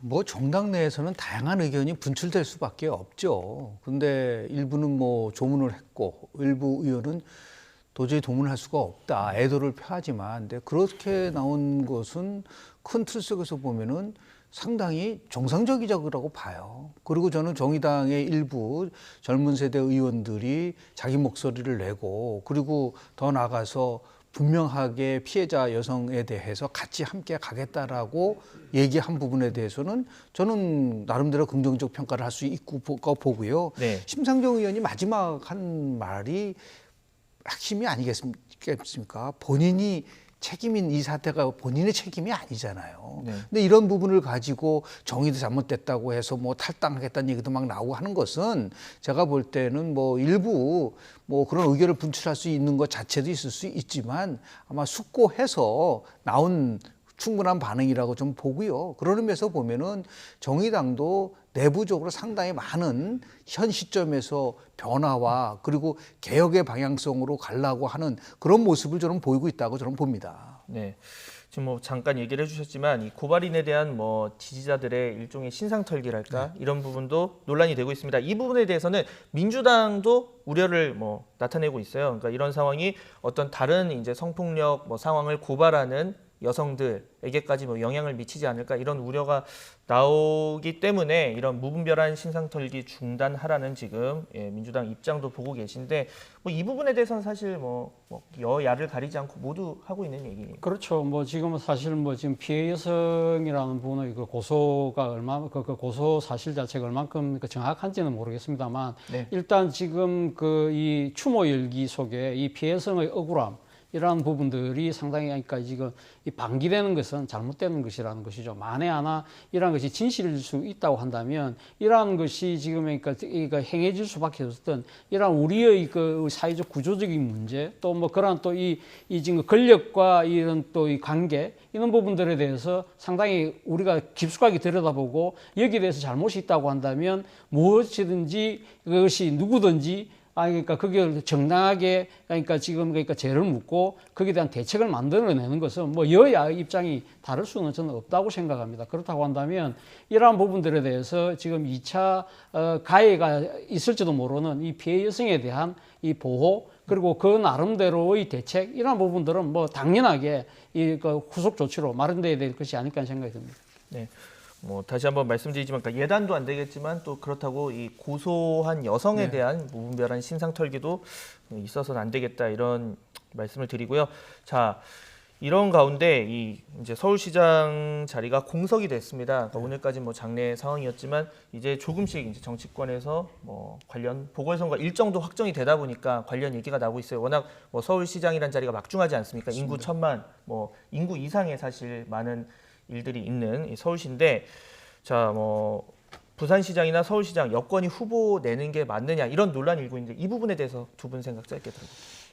보궐선거가 내년 4월로 좀 예정이 돼 있기 때문에 시간적으로는 좀 나름대로 여유가 있죠. 그래서 뭐 민주당 당원 당규에 따르면은 그 공석이 됐을 때 후보자를 내지 않는다라고 부정부패 사건 등 중요한 사건이라고 얘기를 했기 때문에 근데 이번 서울시장에 대해서 과연 민주당이 후보를 내지 않을까? 저는 후보를 낼 거라고 저는 봅니다. 왜냐하면 그 부분에 대해서 시민들이 판단해 주시고 평가해 주시길 바랍니다라고 얘기를 할 수 있는 부분들이 있기 때문에 그리고 더 나아가서 마치 이건 대선 1년을 앞두고 치러지는 선거다 보니까 대선 전초전의 성격도 분명히 갖고 있고 해서 여야가 아마 총력전을 펼칠 거라고 저는 이제 보고 있습니다. 그래서 지금 이 시점에서 누가 뭐 유력한 후보로 나올 거냐라고 하는 그 자체는 저는 의미가 없다고 봅니다. 오히려 그거보다는 고인이 그동안 그 서울시정을 하면서 추진을 하려고 했었던 복지나 환경이나 뭐 뉴딜 이런 쪽이 어떻게 마무리를 할 수 있을 것이냐에 대해서 1차적으로 좀 총력을 좀 기울이고 나서 이제 뭐 연말쯤 되면 자연스럽게 어떤 분이 뭐 서울시장 후보로 나갈 것이냐라는 것 쪽에다가 이제 초점이 모여질 수 있기 때문에 지금부터 이렇게 서울시장 선거, 우리 보궐선거에 대해서 지나치게 물론 민감한 부분이지만 집중할 수 있는 것보다는 정책적인 사항에 조금 더 좀 비중을 뒀으면 좋겠다는 말씀 좀 드리고 싶습니다. 저는 민주당이 사실 당헌에다가 이 소위 기책 사유가 있을 경우에는 보궐선거가 발생했을 때 후보를 안 내겠다고 이 자체안을 만든 것이 2015년도에 당의 혁신안 중에 하나입니다. 당을 혁신하는 방안 중에 이 소위 말해서 이 지금 보궐선거에 그러니까 기책 사유가 발생했을 경우는 안 내겠다는 것인데요. 물론 지금 서울시장의 선거와 관련해서는 아직까지 뭐 진상이 밝혀지지 않았기 때문에 뭐 이렇게 예단에서 말하기만 합니다만 예를 들면 부산시장 같은 경우는 본인이 그러니까 잘못했다고 고백을 했지 않습니까? 그렇다고 한다면 최소한 그 부산시장 같은 경우는 후보를 냈으면 저는 안 된다는 생각이 듭니다. 예를 들면 부산시 같은 경우 이번에 상당히 또 재정에 문제가 생겼어요. 지금 보궐선거 비용이 219억이라고 그래요. 근데 부산시에서 시선관위에다가 뭘 요청을 했냐면 219억은 한꺼번에 우리가 낼 수 있는 재정 여력이 안 된다. 이걸 분납해달라는 이 요청을 했다고 그래요. 그렇다고 한다면 서울시도 그러면 똑같은 문제가 발생하지 않겠습니까? 물론 서울시가 상당히 재정 자립도가 높습니다만 또 인구 규모가 약 부산의 3배 가까이 된다고 한다면 이게 대한 그러니까 이 지금 엄청난 돈이 들어가는 부분에 대해서 그러면 그러니까 공천했던 민주당의 책임은 없습니까? 그렇다고 한다면 저는 이러한 부분에 정책 책임을 질 필요가 있다는 생각이 든다는 것이죠. 그리고 또 하나는 지금 내년 보궐선거가요. 결국 1년짜리 선거입니다. 1년짜리 선거라고 한다면 여기다가 모든 걸 정치적 올인을 할 수 있을까? 2022년 대선을 생각해서 가면 우리가 꼭 이겨야 된다는 생각보다는 오히려 우리가 이렇게 기책 사유를 발생했던 이 공당의 그 정치적 책임을 우리가 지고 반성하고 쇄신하는 차원에서 우리가 후보를 내지 않겠다고 하는 것이 오히려 2022년 대선으로 가는 저는 바람직한 하나의 디딤돌이 되지 않을까 하는 생각이 듭니다. 네, 뭐 앞서 얘기했던 것처럼 서울시장 워낙 막중한 자리다 보니까 이런 얘기들이 나오는데 약간은 상반된 의견을 제시를 해주셨고요. 자, 이 문제 이제 넘어가서 다음으로 백선엽 장군 관련한 이야기를 좀 해보겠습니다. 지난 주말 백선엽 장군이 이 백세를 일기로 별세했습니다. 백 장군의 업적을 평가하는 국론도 갈리고 있습니다. 이 친일파라는 얘기도 있고 또 전쟁 영웅이라는 얘기도 있는데 그러다 보니까 국립연충원 안장 문제를 두고 정치권에서도 다양한 얘기가 나오고 있습니다. 먼저 여야 반응부터 들어보겠습니다. 6.25 때 전사한 장병들과 같이 안장이 되기를 갖다가 원하셨고 아마 자리까지 현충원 소장하고 함께 꼭 대전으로 내려가야 한다는 그런 이유를 잘 납득하기가 어렵습니다. 상주이신 백남혁 상주 그 장남께서는 최근에 장례 과정 중에 논란이 됐었던 서울현충원 안장이냐 대전현충원 안장이냐 이 부분에 대해서는 이미 작년 재작년 고인께서 건강하시던 시절에 대전현충원으로 가기로 가족들 간에는 이미 사전 이야기가 돼 있었다라고 하는 말씀을 하셨고요. 먼저 가신 고인의 뜻도 그렇고 본인의 뜻도 그렇고 대전이든 서울이든 다 같은 대한민국이고 대전현충원이든 서울현충원이든 모두 국립현충원이다라고 하는 말씀을 다시 한번 해 주셨습니다. 네, 방금 녹취도 있었지만 이 유족들 같은 경우는 대전이든 서울이든 다 같은 현충원이다 이런 얘기를 했고 이런 입장입니다. 하지만 지금 통합당 같은 경우는 이제 방금 김종인 위원장 얘기도 있었지만 대전으로 가는 게 좀 아쉽다 이런 입장을 내놓고 있는데 이거 어떤 측면으로 봐야 됩니까? 이 격이 낮은 겁니까? 대전으로 가면? 저는 상징과 예우에 관련된 문제라 좀 보는데 한번 좀 복기를 좀 해보면 김대중 전 대통령께서 서거를 하셨을 때요. 당시에 서울 현충원에 대통령을 모실 수 있는 장소가 부족하다라고 얘기를 한 적이 있었어요. 그때 유족들께서 우리는 서울 국립현충원에 모셨으면 좋겠다라고 해서 그게 받아들여졌습니다. 그래서 저는 이 논쟁은 이렇게 해서 정치권 자체에서 조문 관련된 논쟁을 하는 것보다는 유족들께서 이 부분에 대해서 좀 말씀을 좀 해줬으면 좋겠어요. 그래서 저는 국립현충원에 대한 부분들은 서울에 있든 대전에 있든 대한민국이다라고 얘기를 했고, 그리고 지금 가족들 또 고인도 만약에 대전현충원을 원하셨다고 한다면 그 부분을 정확하게 지금 전달받고 있지 못하는 상황이기 때문에 국민들 입장에서 봤을 때는 이런 불필요한 논란을 좀 빨리 종식시키기 위해서라도 대통령이 결단을 내려야 된다 이 문제보다도 우리 지금 박원순 전 시장이나 지금 백선엽 전 장군이나 마찬가지로 우리 고인의 뜻을 받드는 게 가장 우선이잖아요. 그런 의미에서 봤을 때 이 문제를 전쟁 영웅이냐 친일파 이런 논쟁으로 해서 조문정국을 또다시 몰고 간다는 것 자체가 제가 처음에 모두에 말씀드렸었던 우리 사회가 이런 방향으로 가서는 안 된다라는 그런 말씀을 좀 드리면서 지금이라도 저는 유족 대표께서 이 부분에 대해서 좀 입장을 밝히시는 게 어떠실까 하는 그런 거를 개인적으로 생각을 좀 합니다. 그러니까 방금 인터뷰를 통해서 이 간접적으로는 발표를 했는데 직접적으로 밝히시는 게 가장 좋은 거로 이렇게 얘기를 했는데 일단은 이런 입장이 나오고 나서 오늘 오전 이제 통합당 회의 발언을 보니까 이 부분에 대한 얘기는 좀 이제 줄어들었다고요. 대전 서울 논란은 좀 줄어들었는데 자 핵심 사실 논란은 이 백선엽 장군이 일대기를 복기를 해보면 이제 과거 만주국이 세운 이 군관학교에서 일본군 장교 만주군 장교죠 장교 생활을 했고. 그 가운데서 이제 간도 특설대 복무 문제에 대해서 그 간도 특설대가 이제 만주 지역에 있는 과거 항일 세력과 교전이 있었는데 그게 이제 백선엽 장군이 있을 때 그랬는지 이런 부분에 대한 또 얘기가 있고 그러다 보니까 지난 2009년에 이제 친일파 명단이라고 하죠. 친일 인명사전. 인명사전에 이름을 올렸습니다. 그런 상황에서 이 국립묘지에 안장이 되는 게 옳으냐 그르냐 이 부분에 대해서 다양한 시각이 존재하는 것 같은데. 예, 백선엽 장군에 대해서 두 가지의 시선과 가치가 지금 충돌하고 있는 게 사실이거든요. 그러니까 6.25 때, 대한민국의 절체절명의 위기 때 이것을 구해낸 전쟁 영웅이다. 그리고 그 이후에 한미동맹을 또 다지는, 초석을 다지는데 아주 절대적인 공을 세웠다. 이러한 가치가 있는 것이고 또 하나 일제강점기 치하에서 이 만주를 중심으로 해서 활동을 하던 조선 독립군들에 대해서 토부를 목적으로 만들어진 간도 특설대에 소속된 청년 장교였다는 이 두 가지 가치가 지금 충돌하고 있는 겁니다.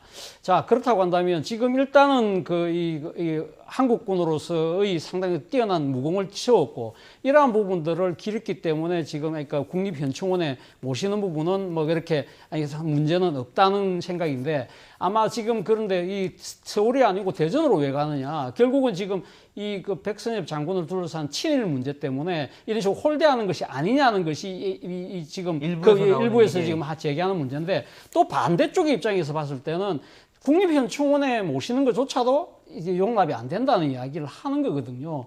이 지금 제가 봤을 때는 뭐 저는 뭐 지금 주어진 그러니까 그 법적 테두리 한계 내에서는 뭐 이 지금 제도 속에서는 뭐 지금 국립연구원에 모시는 것이 저는 당연하다는 생각이 듭니다만, 다만 한 가지 아쉬운 부분은 백선엽 장군이 과거 자신의 그러니까 이 친일 행적과 관련해서 물론 여러 가지 그러니까 나름대로 해명을 하는 건 있어요. 그러니까 예를 들면 간도 특설대에 있을 때 내가 독립군을 토벌했다고 해서 그러니까 뭐 독립이 늦춰지지 않았을 거고, 내가 만약에 반대로 이 게릴라로 갔을 때 내가 그럼 또 독립에 앞장섰다고 해서 그러니까 독립이 빨라졌겠느냐. 그렇기 때문에 그건 나는 시대적 한계 속에 있을 수밖에 없다는 이야기를 말씀을 하셨지만, 그러나 누가 봐도 이러한 그 친일 그러니까 일제강점기 시대 때 행적에 대한 자기 반성이 없었다. 그런 측면이 상당히 아쉽다는 것이죠. 이러한 부분들에 대해서 아마 앞으로도 논란은 계속될 겁니다만, 저는 뭐 차제에 지금 이제 우리 국가 유공자에 대한 나름대로 정해진 법 절차에 따라서 행해지는 절차는 절차대로 하고, 백선엽 장군에 대한 공간은 역사적인 논쟁으로 저는 미루는 것이 맞지 않나 생각이 듭니다. 네, 뭐 방금 말씀하신 게 아마 자서전 내용일 텐데 네.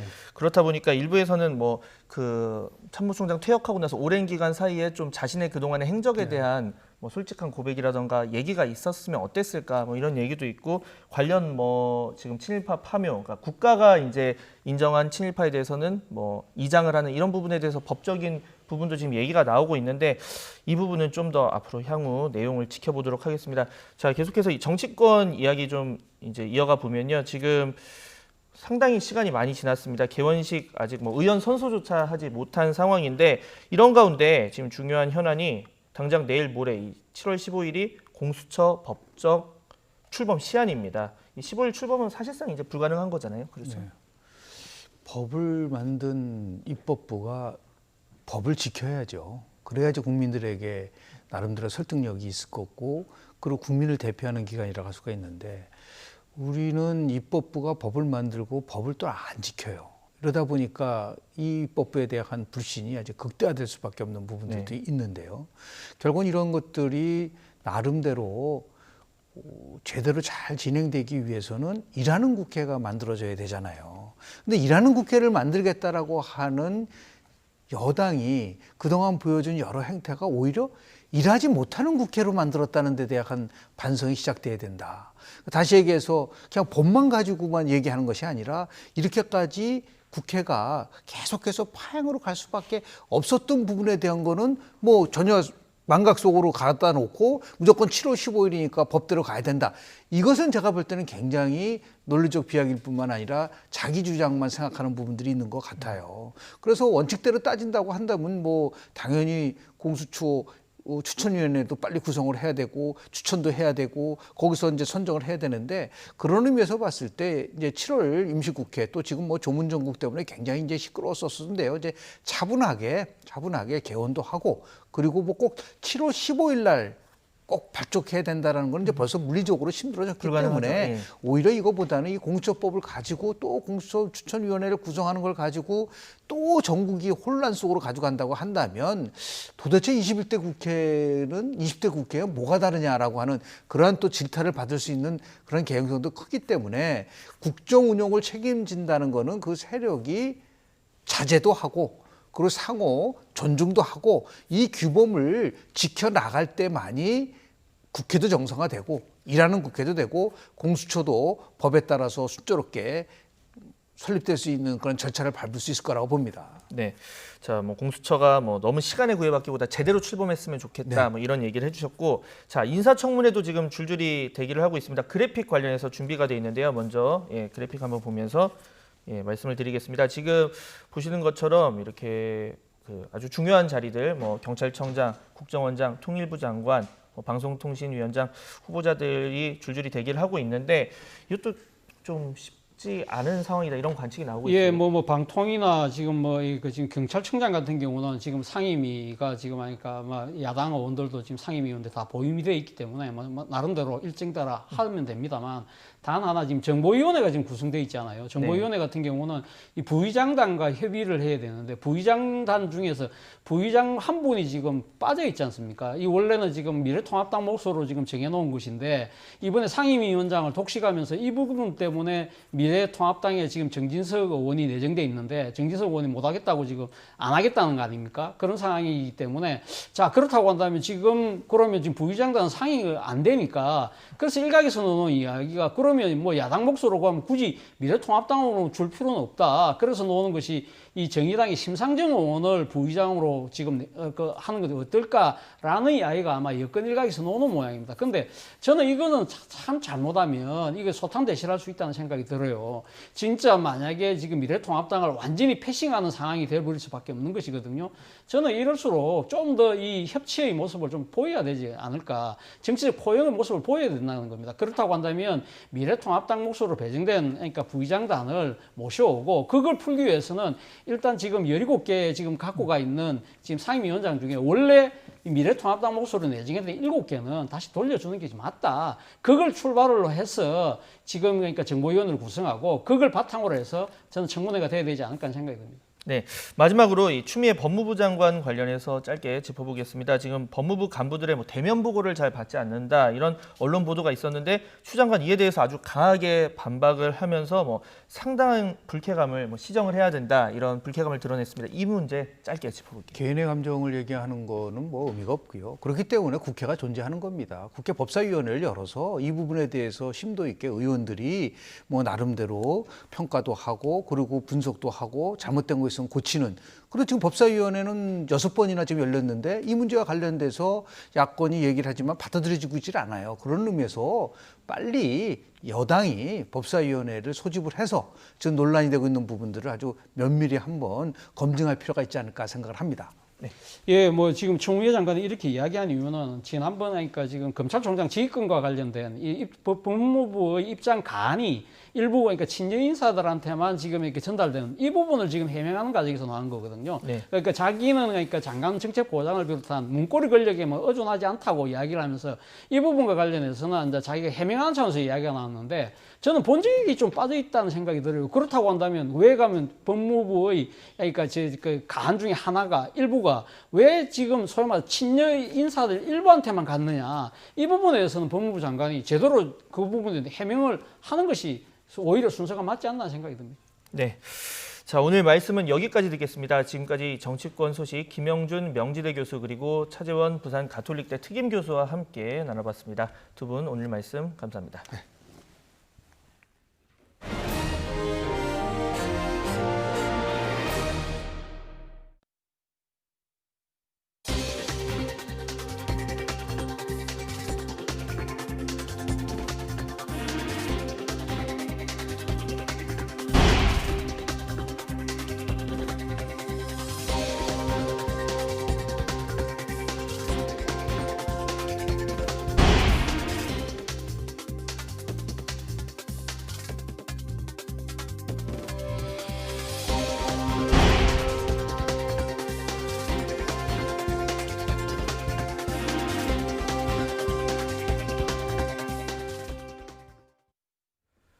최근 코로나19 해외 유입 환자 증가가 눈에 띄고 있는 가운데 어제 하루 62명의 신규 환자가 확인됐습니다. 해외 유입 환자가 43명으로 크게 늘었습니다. 오늘부터 파키스탄 등 4개 나라 입국자에 대한 방역 조치가 강화됐습니다. 취재기자 연결합니다. 신현준 기자. 네, 신현준입니다. 네, 코로나19 신규 확진자 이 가운데 특히 해외 유입 환자가 크게 늘었다고요? 네, 오늘 0시 기준 코로나19 신규 환자는 62명입니다. 이로써 누적 확진자는 모두 13,479명이 됐습니다. 신규 확진자가 60명대가 된 것은 지난 8일 이후 닷새 만입니다. 신규 환자 가운데 국내 발생이 19명, 그리고 해외 유입 사례가 43명으로 2배가 넘습니다. 해외 유입 사례 43명은 지난 3월 25일 51명 이후 110일 만에 가장 많은 수치입니다. 국내 발생을 지역별로 보면 서울이 10명, 광주 6명, 경기가 3명입니다. 나머지 지역에서는 환자가 발생하지 않았습니다. 해외 유입은 검역 과정에서 18명이 확인됐고 경기가 8명, 충남 4명, 서울과 인천이 3명, 강원과 경남이 2명, 대구와 광주, 충북에서 각각 1명씩 나왔습니다. 사망자는 추가되지 않아 누적 사망자는 289명을 유지했습니다. 네, 오늘부터 해외 유입 확진자를 줄이기 위해서 4개의 방역 강화 대사국을 상대로 추가 조치가 시행되죠.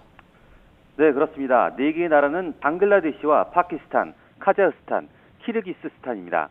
오늘부터 이 나라에서 입국하는 외국인은 입국대 PCR, 즉 유전자 증폭 검사 음성 확인서를 의무적으로 내야 합니다.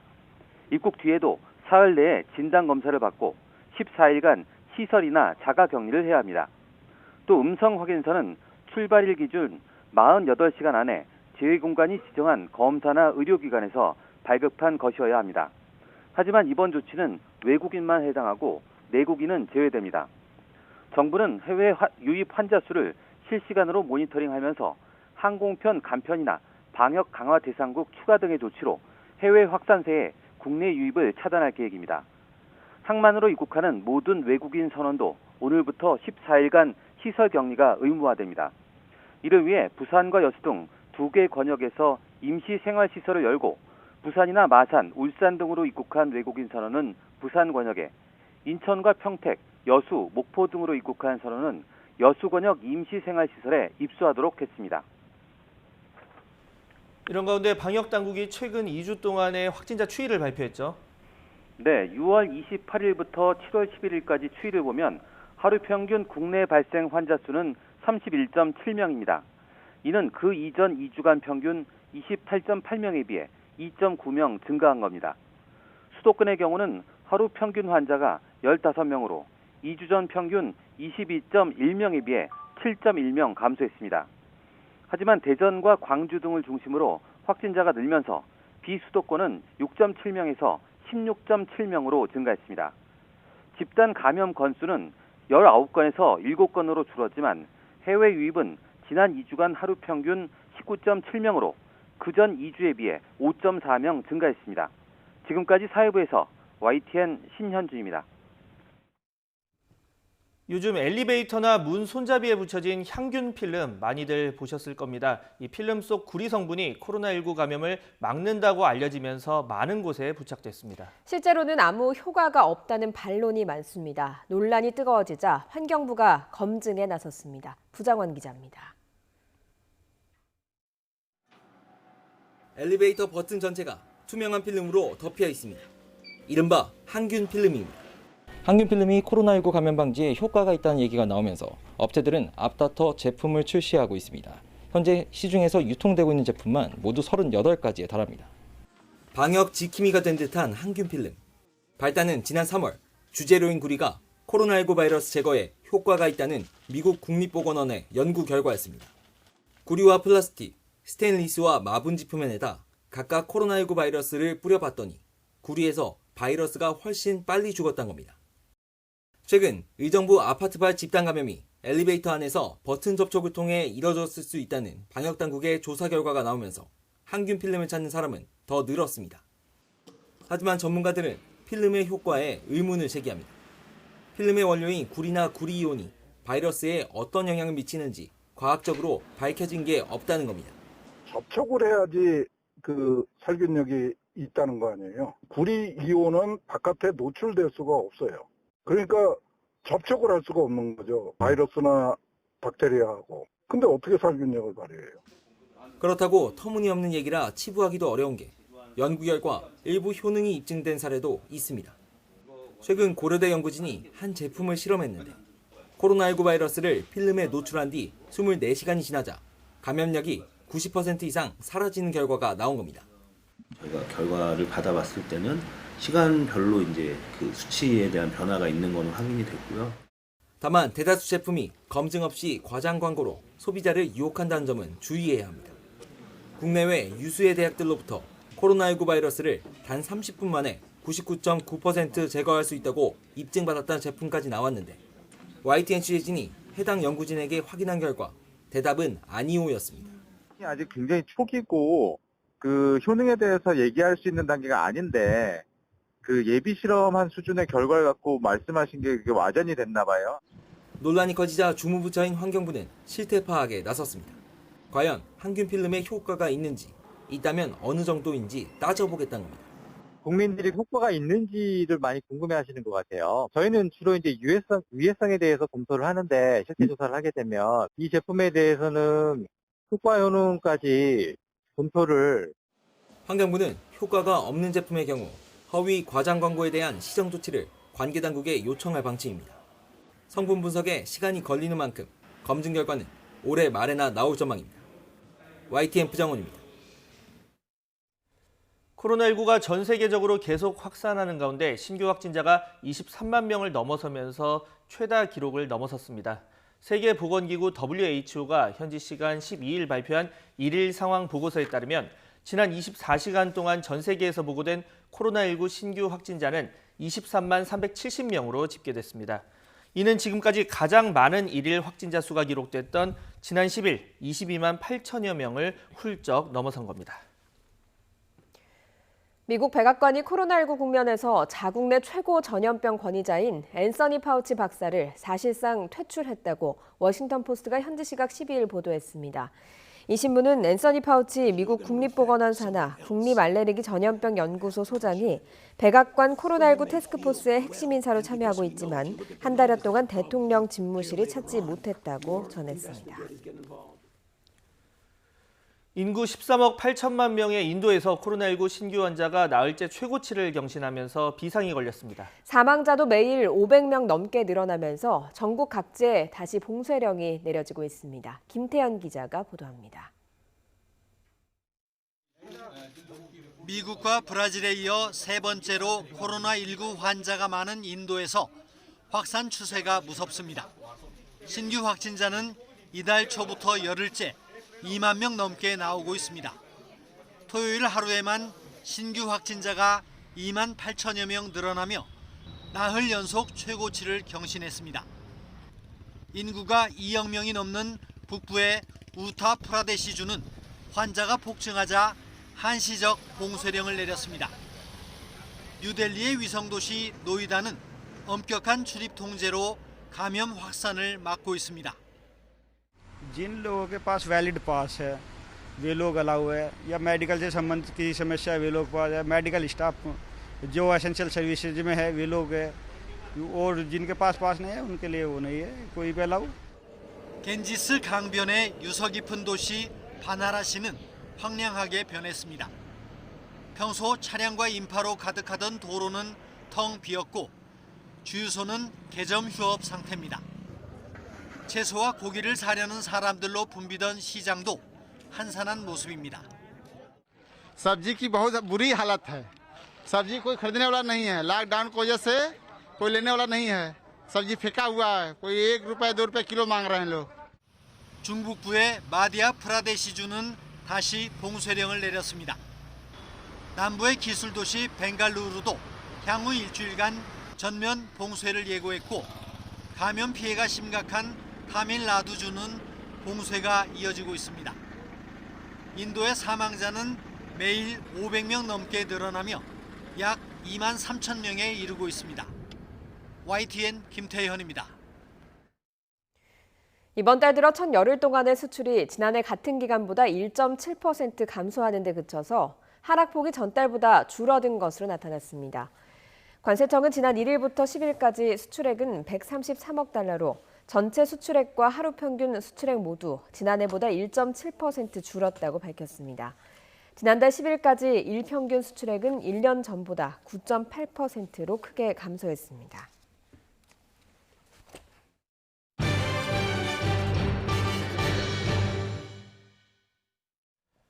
충청 일부 지역과 영호남 등 남부지방에 많은 비가 내려서 2명이 숨지는 등 피해가 속출하고 있습니다. 이 지역에는 많게는 200mm 넘는 비가 내렸고 내일까지 일부 지방에는 최대 80mm가 더 내릴 것으로 보입니다. 취재기자 연결합니다. 김민성 기자.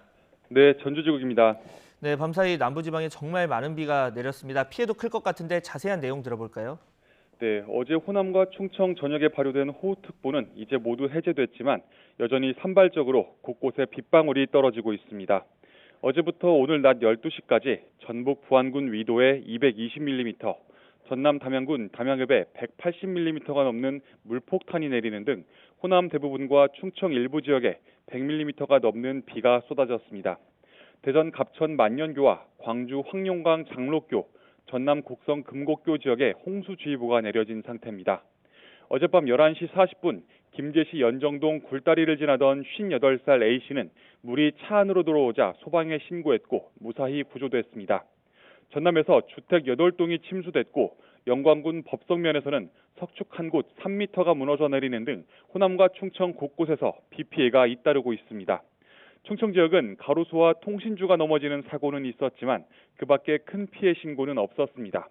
기상청은 내일까지 호남과 충청 지역 곳곳에 최대 50mm가량 비가 더 내릴 것으로 보고 있습니다. 네, 이 지역별로 보면 그나마 호남과 충청은 폭우가 조금은 잦아든 것으로 보이는데 영남은 여전히 강한 비가 내리고 있다고요? 네, 그렇습니다. 말씀하신 대로 이제 비구름은 영남 지역으로 향한 모양새입니다. 현재 경남 전역과 경북 남부 지역의 호우특보가 낙동강 산청군 경호교와 문경시 김용리에 홍수주의보가 내려져 있습니다. 경남 함양에서는 폭우 속에 막힌 배수로를 뚫던 주민 2명이 급류에 휩쓸렸습니다.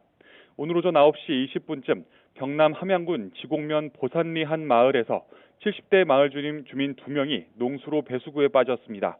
심정지 상태로 발견된 이들은 병원에서 사망 판정을 받았습니다. 경남 산청군 금서면 동의보감촌 인근 도로 경사면은 어제부터 내린 폭우로 토사가 흘러내렸습니다. 사고가 난 지역에는 어제부터 140mm 이상 비가 내렸습니다. 다행히 인명피해는 발생하지 않았지만 높이 30m, 길이 100m 경사면 흙이 흘러내리면서 왕복 2차로 도로가 막혔습니다. 산림청은 집중호우로 산사태 위험이 커지자 오늘 아침 7시 30분을 기준으로 전국의 산사태 위기 경보를 관심에서 주의로 상향 발령했습니다. 지금까지 전주지국에서 YTN 김민성입니다. 극단적인 선택으로 생을 마감한 박원순 서울시장의 연결식이 오늘 오전 엄수됐습니다. 연결식은 코로나19 확산 방지를 위해서 유족과 시도지사, 더불어민주당 지도부 등 100여 명만 참석한 가운데 서울시와 TBS 유튜브 채널을 통해서 온라인 생중계됐습니다. 공동장례위원장으로서 조사를 낭독한 백낙청 서울대 명예교수는 참여연대와 희망 제작소를 거쳐서 서울시장에 이른 고인의 활동을 회고하면서 지금은 애도와 추모의 시간이라고 말했습니다. 공동장례위원장인 이해찬 더불어민주당 대표도 참석했습니다. 조사 내용 직접 들어보시죠. 인권변호사에서 시민운동가, 서울시장에 이르기까지 고인이 걸은 길과 해낸 일이 너무나 크고 너무나 큽니다. 그 열정만큼이나 순수하고 부끄러움이 많았던 사람이기에 그의 마지막 길이 너무 아프고 슬픕니다. 이제 남은 일은 뒷사람들한테 맡기고 편히 영면하시기 바랍니다. 나의 오랜 친구 박원순 시장님, 한평생 정말 고생 많았습니다. 고 박원순 서울시장을 애도하기 위해서 서울시청사 앞 시민 분향소를 찾은 조문객이 이틀간 2만여 명으로 집계됐다고 서울시가 밝혔습니다. 서울시는 그제 오전 11시부터 시청 앞 분향소에서 고인을 추모하는 일반 시민 분향객을 받고 있습니다. 고 박원순 서울시장을 성추행 혐의로 경찰에 고소했던 전 비서 A씨 측이 오늘 오후 언론에 입장을 밝힐 예정입니다. A씨 측은 한국여성의전화와 한국성폭력상담소 등과 함께 오늘 오후 2시부터 서울 은평구에 있는 여성의전화 사무실에서 기자회견을 진행하겠다고 밝혔습니다. 다만 A씨는 참석하지 않고 변호인이 대신 입장을 발표할 것으로 보입니다. 이런 가운데 고 박원순 서울시장의 장례를 서울특별시장으로 치르는 걸 반대한다는 내용의 청와대 국민청원이 오늘 오전 11시 기준 56만 명 넘는 동의를 얻었습니다. 청원 작성자는 박원순 시장이 숨져 성추행 의혹은 수사도 하지 못하고 종결됐다며 떳떳한 죽음이라고 확신할 수 있느냐고 지적했습니다.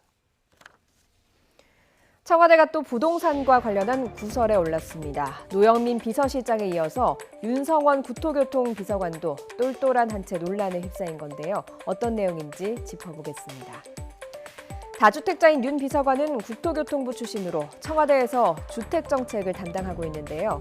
고위공무원은 다주택 보유가 부적절하다는 국민의 눈높이를 고려해서 세종시에 있는 아파트를 팔기로 했다며 이미 계약을 맺었다고 어제 오전에 밝혔습니다. 문제는 윤 비서관이 남긴 아파트 한 채가 서울 강남구 논현동에 있다는 점입니다.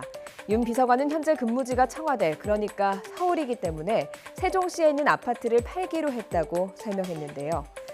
그런데 지난 3월 공직자 재산 공개 때는 말이 조금 달랐습니다. 공무원 특별공급제도의 취지를 고려해서 세종시에 전입하고 실거주한 뒤에 팔 계획이라고 밝힌 건데요. 결국 논란이 이어질 것이라는 점을 알면서도 이른바 똘똘한 한 채를 지키기 위한 결정을 한 것이 아니냐는 비판이 제기되고 있습니다. 부동산 문제와 관련해서 청와대에서 논란을 일으킨 건 이번이 처음은 아닙니다. 다음 발언을 한번 들어보시죠. 모든 국민들이 강남 가서 살려고 하는 건 아닙니까? 살아야 될 이유도 없고 거기에 삶의 터전이 있지도 않고 저도 거기 살고 있기 때문에 제가 참 이렇게 말씀드리는 거. 예. 강남에 살아보니 강남에 살 필요가 없다. 당시 장하성 정책실장의 발언은 부동산 시장의 불안정과 맞물려서 큰 비판을 받았습니다. 최근에는 노영민 비서실장도 논란의 중심에 섰죠. 청와대 다주택 참모자들에게 집을 팔라고 권고했으면서도 자신은 다주택을 유지했고 막상 팔라고 내놓은 집이 반포가 아닌 자신의 지역구 청주에 있는 아파트였는데요. 비판 여론이 걷잡을 수 없을 만큼 커지자 결국 국민 눈높이에 미치지 못했다며 반포 아파트도 매각하겠다고 밝혔습니다. 청와대와 정치권 인사 가운데 상당수가 다주택자인 것으로 나타난 가운데 여론조사 결과를 보면 국민 10명 가운데 6명은 고위공직자가 다주택을 보유한 것이 부적절하다고 평가하고 있습니다. 이런 상황에서 이어지는 청와대 참모의 사려 깊지 못한 언행이 정책의 신뢰성을 더 떨어뜨리고 있는 건 아닌지 되돌아볼 때라는 지적이 나오고 있습니다.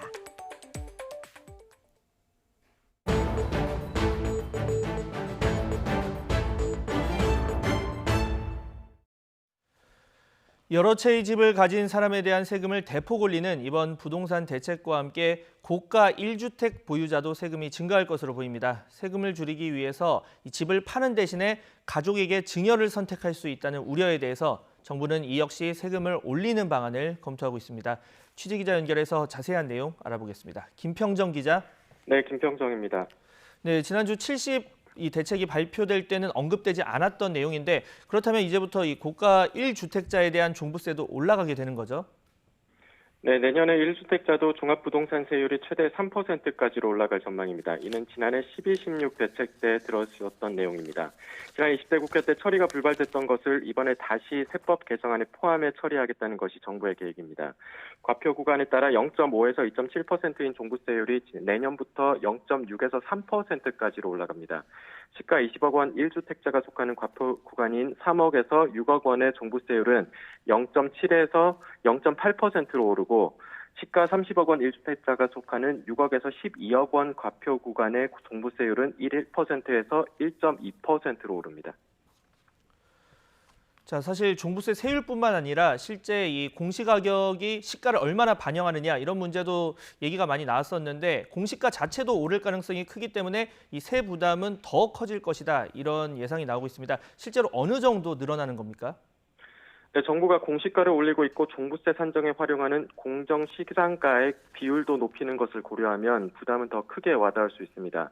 내년에 공시가격이 10%가량 오르는 것을 가정했을 때 시세가 20억 원대인 서울 반포 자이아파트 전용 84제곱미터 1주택 보유자는 내년 종부세가 올해보다 85%가량 오른 790만 정도가 되고 여기에 재산세를 합치면 1,500만 원에 달할 것으로 추산됩니다.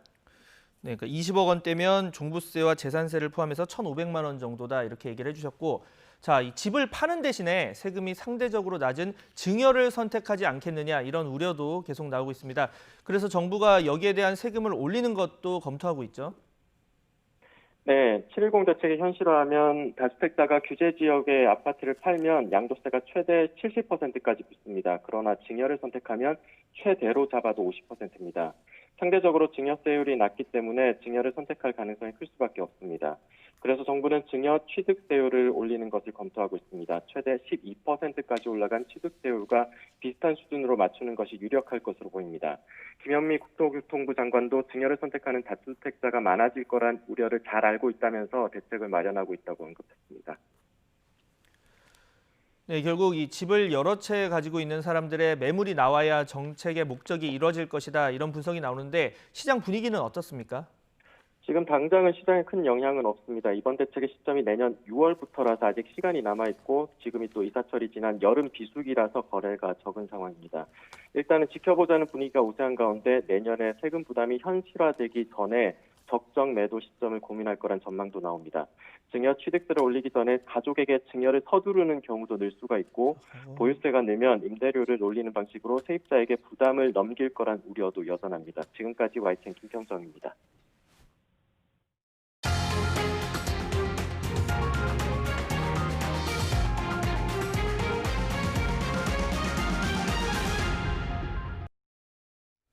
오늘부터 저희 YTN은 민간 어린이집과 위탁 운영 업체의 수상한 공생관계를 연속 보도합니다. 과거 어린이집이나 유치원에서 보육료를 빼돌려서 문제가 된 사례가 종종 있었습니다. 이런 리베이트 관행을 아예 수익 모델로 삼은 위탁 운영 업체가 등장해서 어린이집 사냥꾼이란 의혹을 받고 있습니다. 정현우 기자가 취재했습니다. 민간 어린이집 위탁 운영 업체 A사, 건강한 어린이집, 좋은 교육 프로그램을 내세워 전국 어린이집 54곳을 위탁 운영하고 있습니다. 그중 몇 곳을 찾아가 봤습니다. 어찌된 일인지 A사를 전혀 모른다고 잡아댑니다. 무슨 말이지? 저희는 지금 개인이 운영하는 어린이집이고요. 민간 위탁업체에서 이렇게 해가지고 하는 그런 것들 아시잖아요, 일단. 위탁업체가 문제야. 거짓말입니다. 원장들 되게 이제 놀란 거죠. 순간적으로 회사에 패를 끼치겠구나. 왜 감추려 드는 걸까? 운영권을 넘겨받은 A사가 교육 관련 업체로부터 리베이트를 챙긴다는 의혹을 알고 있기 때문입니다. 원장들이 이렇게 불안해하고 행사 안 하고 행사를 빼가고 리베이트하고 페이백 하는 거에 대해서 엄청나게 뭔가에 찔 것 같다라는 걱정이 되게 많이 있던데. 취재진은 A사와 어린이집이 맺은 계약서를 입수했습니다. A사가 보증금 1억 6,200만 원과 임차료 월 435만 원을 설립자에게 주고 운영 전권을 갖겠다는 내용입니다. 저 전에 원장이 공인인증서나 이런 것들은 복사를 해서 준 걸로 알고 있어요. 그래서 통합 시스템에 들어올 수 있다라고 알고 있었고 자기네가 관리를 하겠다는 거죠. 운영을 맡게 된 뒤 시작된 A사의 수상한 수익 창출. 먼저 원장들에게 특정 교재교구나 교육 프로그램 구매, 급식업체와의 계약을 종용합니다. 이후 어린이집이 비용을 결제하면 해당 교육업체들은 다시 일부를 A사에 줍니다. 리베이트 관행과 똑같은 수법입니다. 돈을 가지고 가려면 그 업체가 저한테 돈을 줘야지 받을 수 있는 거잖아요. 전국의 교재교구사나 특강 업체는 수두룩 해요. 그리고 그중에서 협조할 수 있는 곳을 정하겠죠. A사는 이런 식으로 어린이집마다 한 달에 많게는 1,000만 원씩 챙깁니다. A사와 위탁 계약을 맺은 곳은 모두 54곳. 단순 계산으로도 매달 3억에서 5억 원을 받는 겁니다. 한 어린이집마다 한 달에 1,000만 원 받는 데도 있어요. 그런데 한 달에 1,000만 원을 계속 이렇게 스테이블 해가지고 1년 1억이 생기잖아요. 현행법상 어린이집은 사회복지시설로 분류돼 수익이 나도 어린이집을 위해서만 써야 합니다. 법적으로 제대로 좀 알고 있는 사람들에게 다 불법이라고 다 가능할걸요? 아니 그러니까 원장들이 은폐지창인데 그 말을 했겠죠. 아이들을 돈벌이 수단으로 삼은 어린이집 사냥꾼의 등장이란 비난을 듣는 상황. A사는 공동구매를 통해 질 높은 보육을 저렴하게 제공하는 동시에 수익도 내는 합법적인 사업이라고 해명했습니다. YTN 정현우입니다.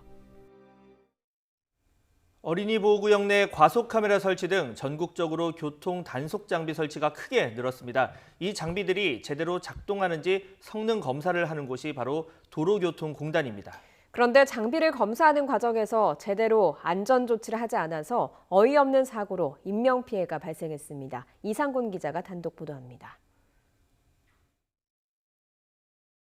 신호등에 녹색불이 들어왔지만 교차로 왼쪽에서 차 2대가 신호를 위반해 지나갑니다. 잠시 뒤 교차로에 진입하는 순간 오른쪽에서 또 다른 차가 나타나 부딪힙니다. 이 사고로 블랙박스 차량 운전자는 2주 동안 입원 치료를 받았고 차에 타고 있던 3딸 중 1명이 얼굴 부위를 크게 다쳤습니다. 사고를 낸 운전자는 교통단속 장비 설치업체 직원, 신호를 위반한 차들의 운전자들도 같은 회사 소속이었습니다.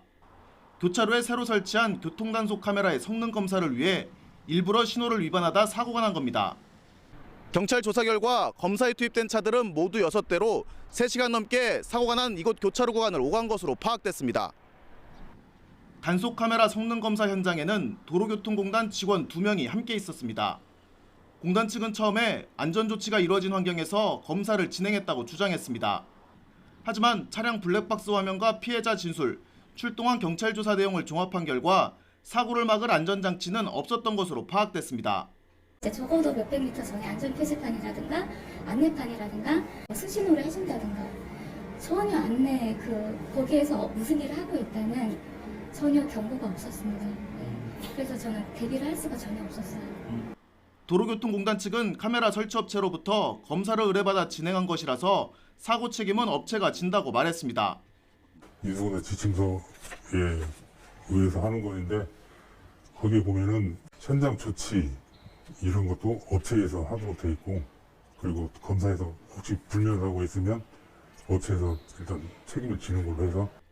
하지만 공단이 증거로 제시한 고정식 교통단속 장비 인수검사 지침서에는 검사 현장에 안전요원 배치 같은 안전조치를 하도록 명시돼 있습니다. 안전관리 책임이 공단에 있다는 것으로 해석할 수 있습니다. 경찰은 도로교통공단과 단속카메라 설치업체의 업무상 과실 여부 수사에 착수했습니다. YTN 이상곤입니다. 그동안 법과 질서를 강조해왔던 도널드 트럼프 미국 대통령이 사법 개입을 통해서 법과 질서를 뒤흔들었다는 논란에 휩싸이면서 후폭풍이 거세지고 있습니다. 복역을 앞둔 자신의 측근을 사실상 사면했기 때문입니다. 김상우 기자의 보도입니다. The Obama administration used the authority and the capability of the state through the use of illegal and illicit FISA warrants to spy on Donald Trump's campaign for president. 러시아의 2016년 미국 대선 개입 의혹과 관련해서 트럼프 미 대통령의 비선 정치 참모인 노 조스턴은 이같이 자신의 결백을 주장했지만 증인 매수등의 혐의로 40개월의 징역형을 받았습니다. 지난 금요일 밤 트럼프 대통령은 복역 나흘을 앞둔 40년지기 친구인 스톤의 형량을 줄여서 사실상 사면했습니다. CNN 등 미 언론이 전하는 이른바 금요일 밤의 측근 구하기 사건입니다. 트럼프 행정부는 그동안 여론에 부담이 되는 사안의 경우 이를 덜기 위해서 주로 금요일 밤을 행동의 D-Day로 자주 택해왔습니다. Just a few minutes ago, I had a very gracious call from the President of the United States, who told me that he had decided to use his extraordinary powers of clemency to commute my sentence. 유죄를 받은 측근 노 조스턴에게 면죄부를 준 것을 놓고 미국 내 논란이 확산하고 있습니다. 낸시 펠로시 하원 의장 등은 충격적인 부패 행위라고 강력히 비난했고 심지어 트럼프가 속한 공화당 내부에서도 비판이 나오는 등 후폭풍이 이어지고 있습니다. 공화당의 민 롬니 상원의원은 전례 없는 역사적인 부패라고 반발했습니다. 워싱턴 포스트는 이번 감형은 대통령직에 대한 용서할 수 없는 배반이라고 비판했고 뉴욕 타임스는 워터게이트 사건에 연루된 참모들에게 사면을 약속했던 리처드 닉슨 대통령조차도 감히 건너지 못했던 선을 넘었다고 지적했습니다. 미 언론은 특히 비서실장 등 백악관 핵심 참모들이 스톤에 대한 사면 감형권 행사가 정치적인 자멸일 수 있다고 경고해왔지만 트럼프 대통령은 이를 무시했다면서 이번 사건이 대선의 또 다른 쟁점으로 부각했다고 전했습니다. YTN 김상호입니다. 네, 서울 등 내륙 지역의 비는 약해졌지만 바람이 무척 강하게 불고 있어서 주의가 필요합니다. 지금 비가 가장 강하게 집중되는 곳은 영남 해안으로 호우주의보가 내려진 가운데 지금 포항과 울진 등지에는 시간당 10mm 안팎의 무척 강한 비가 오고 있습니다. 오늘 영동과 영남 해안을 중심으로 시간당 10에서 20mm 안팎의 국지성 호우가 예상되니까요. 산사태와 저지대 침수 피해가 없도록 대비를 철저히 해주셔야겠습니다.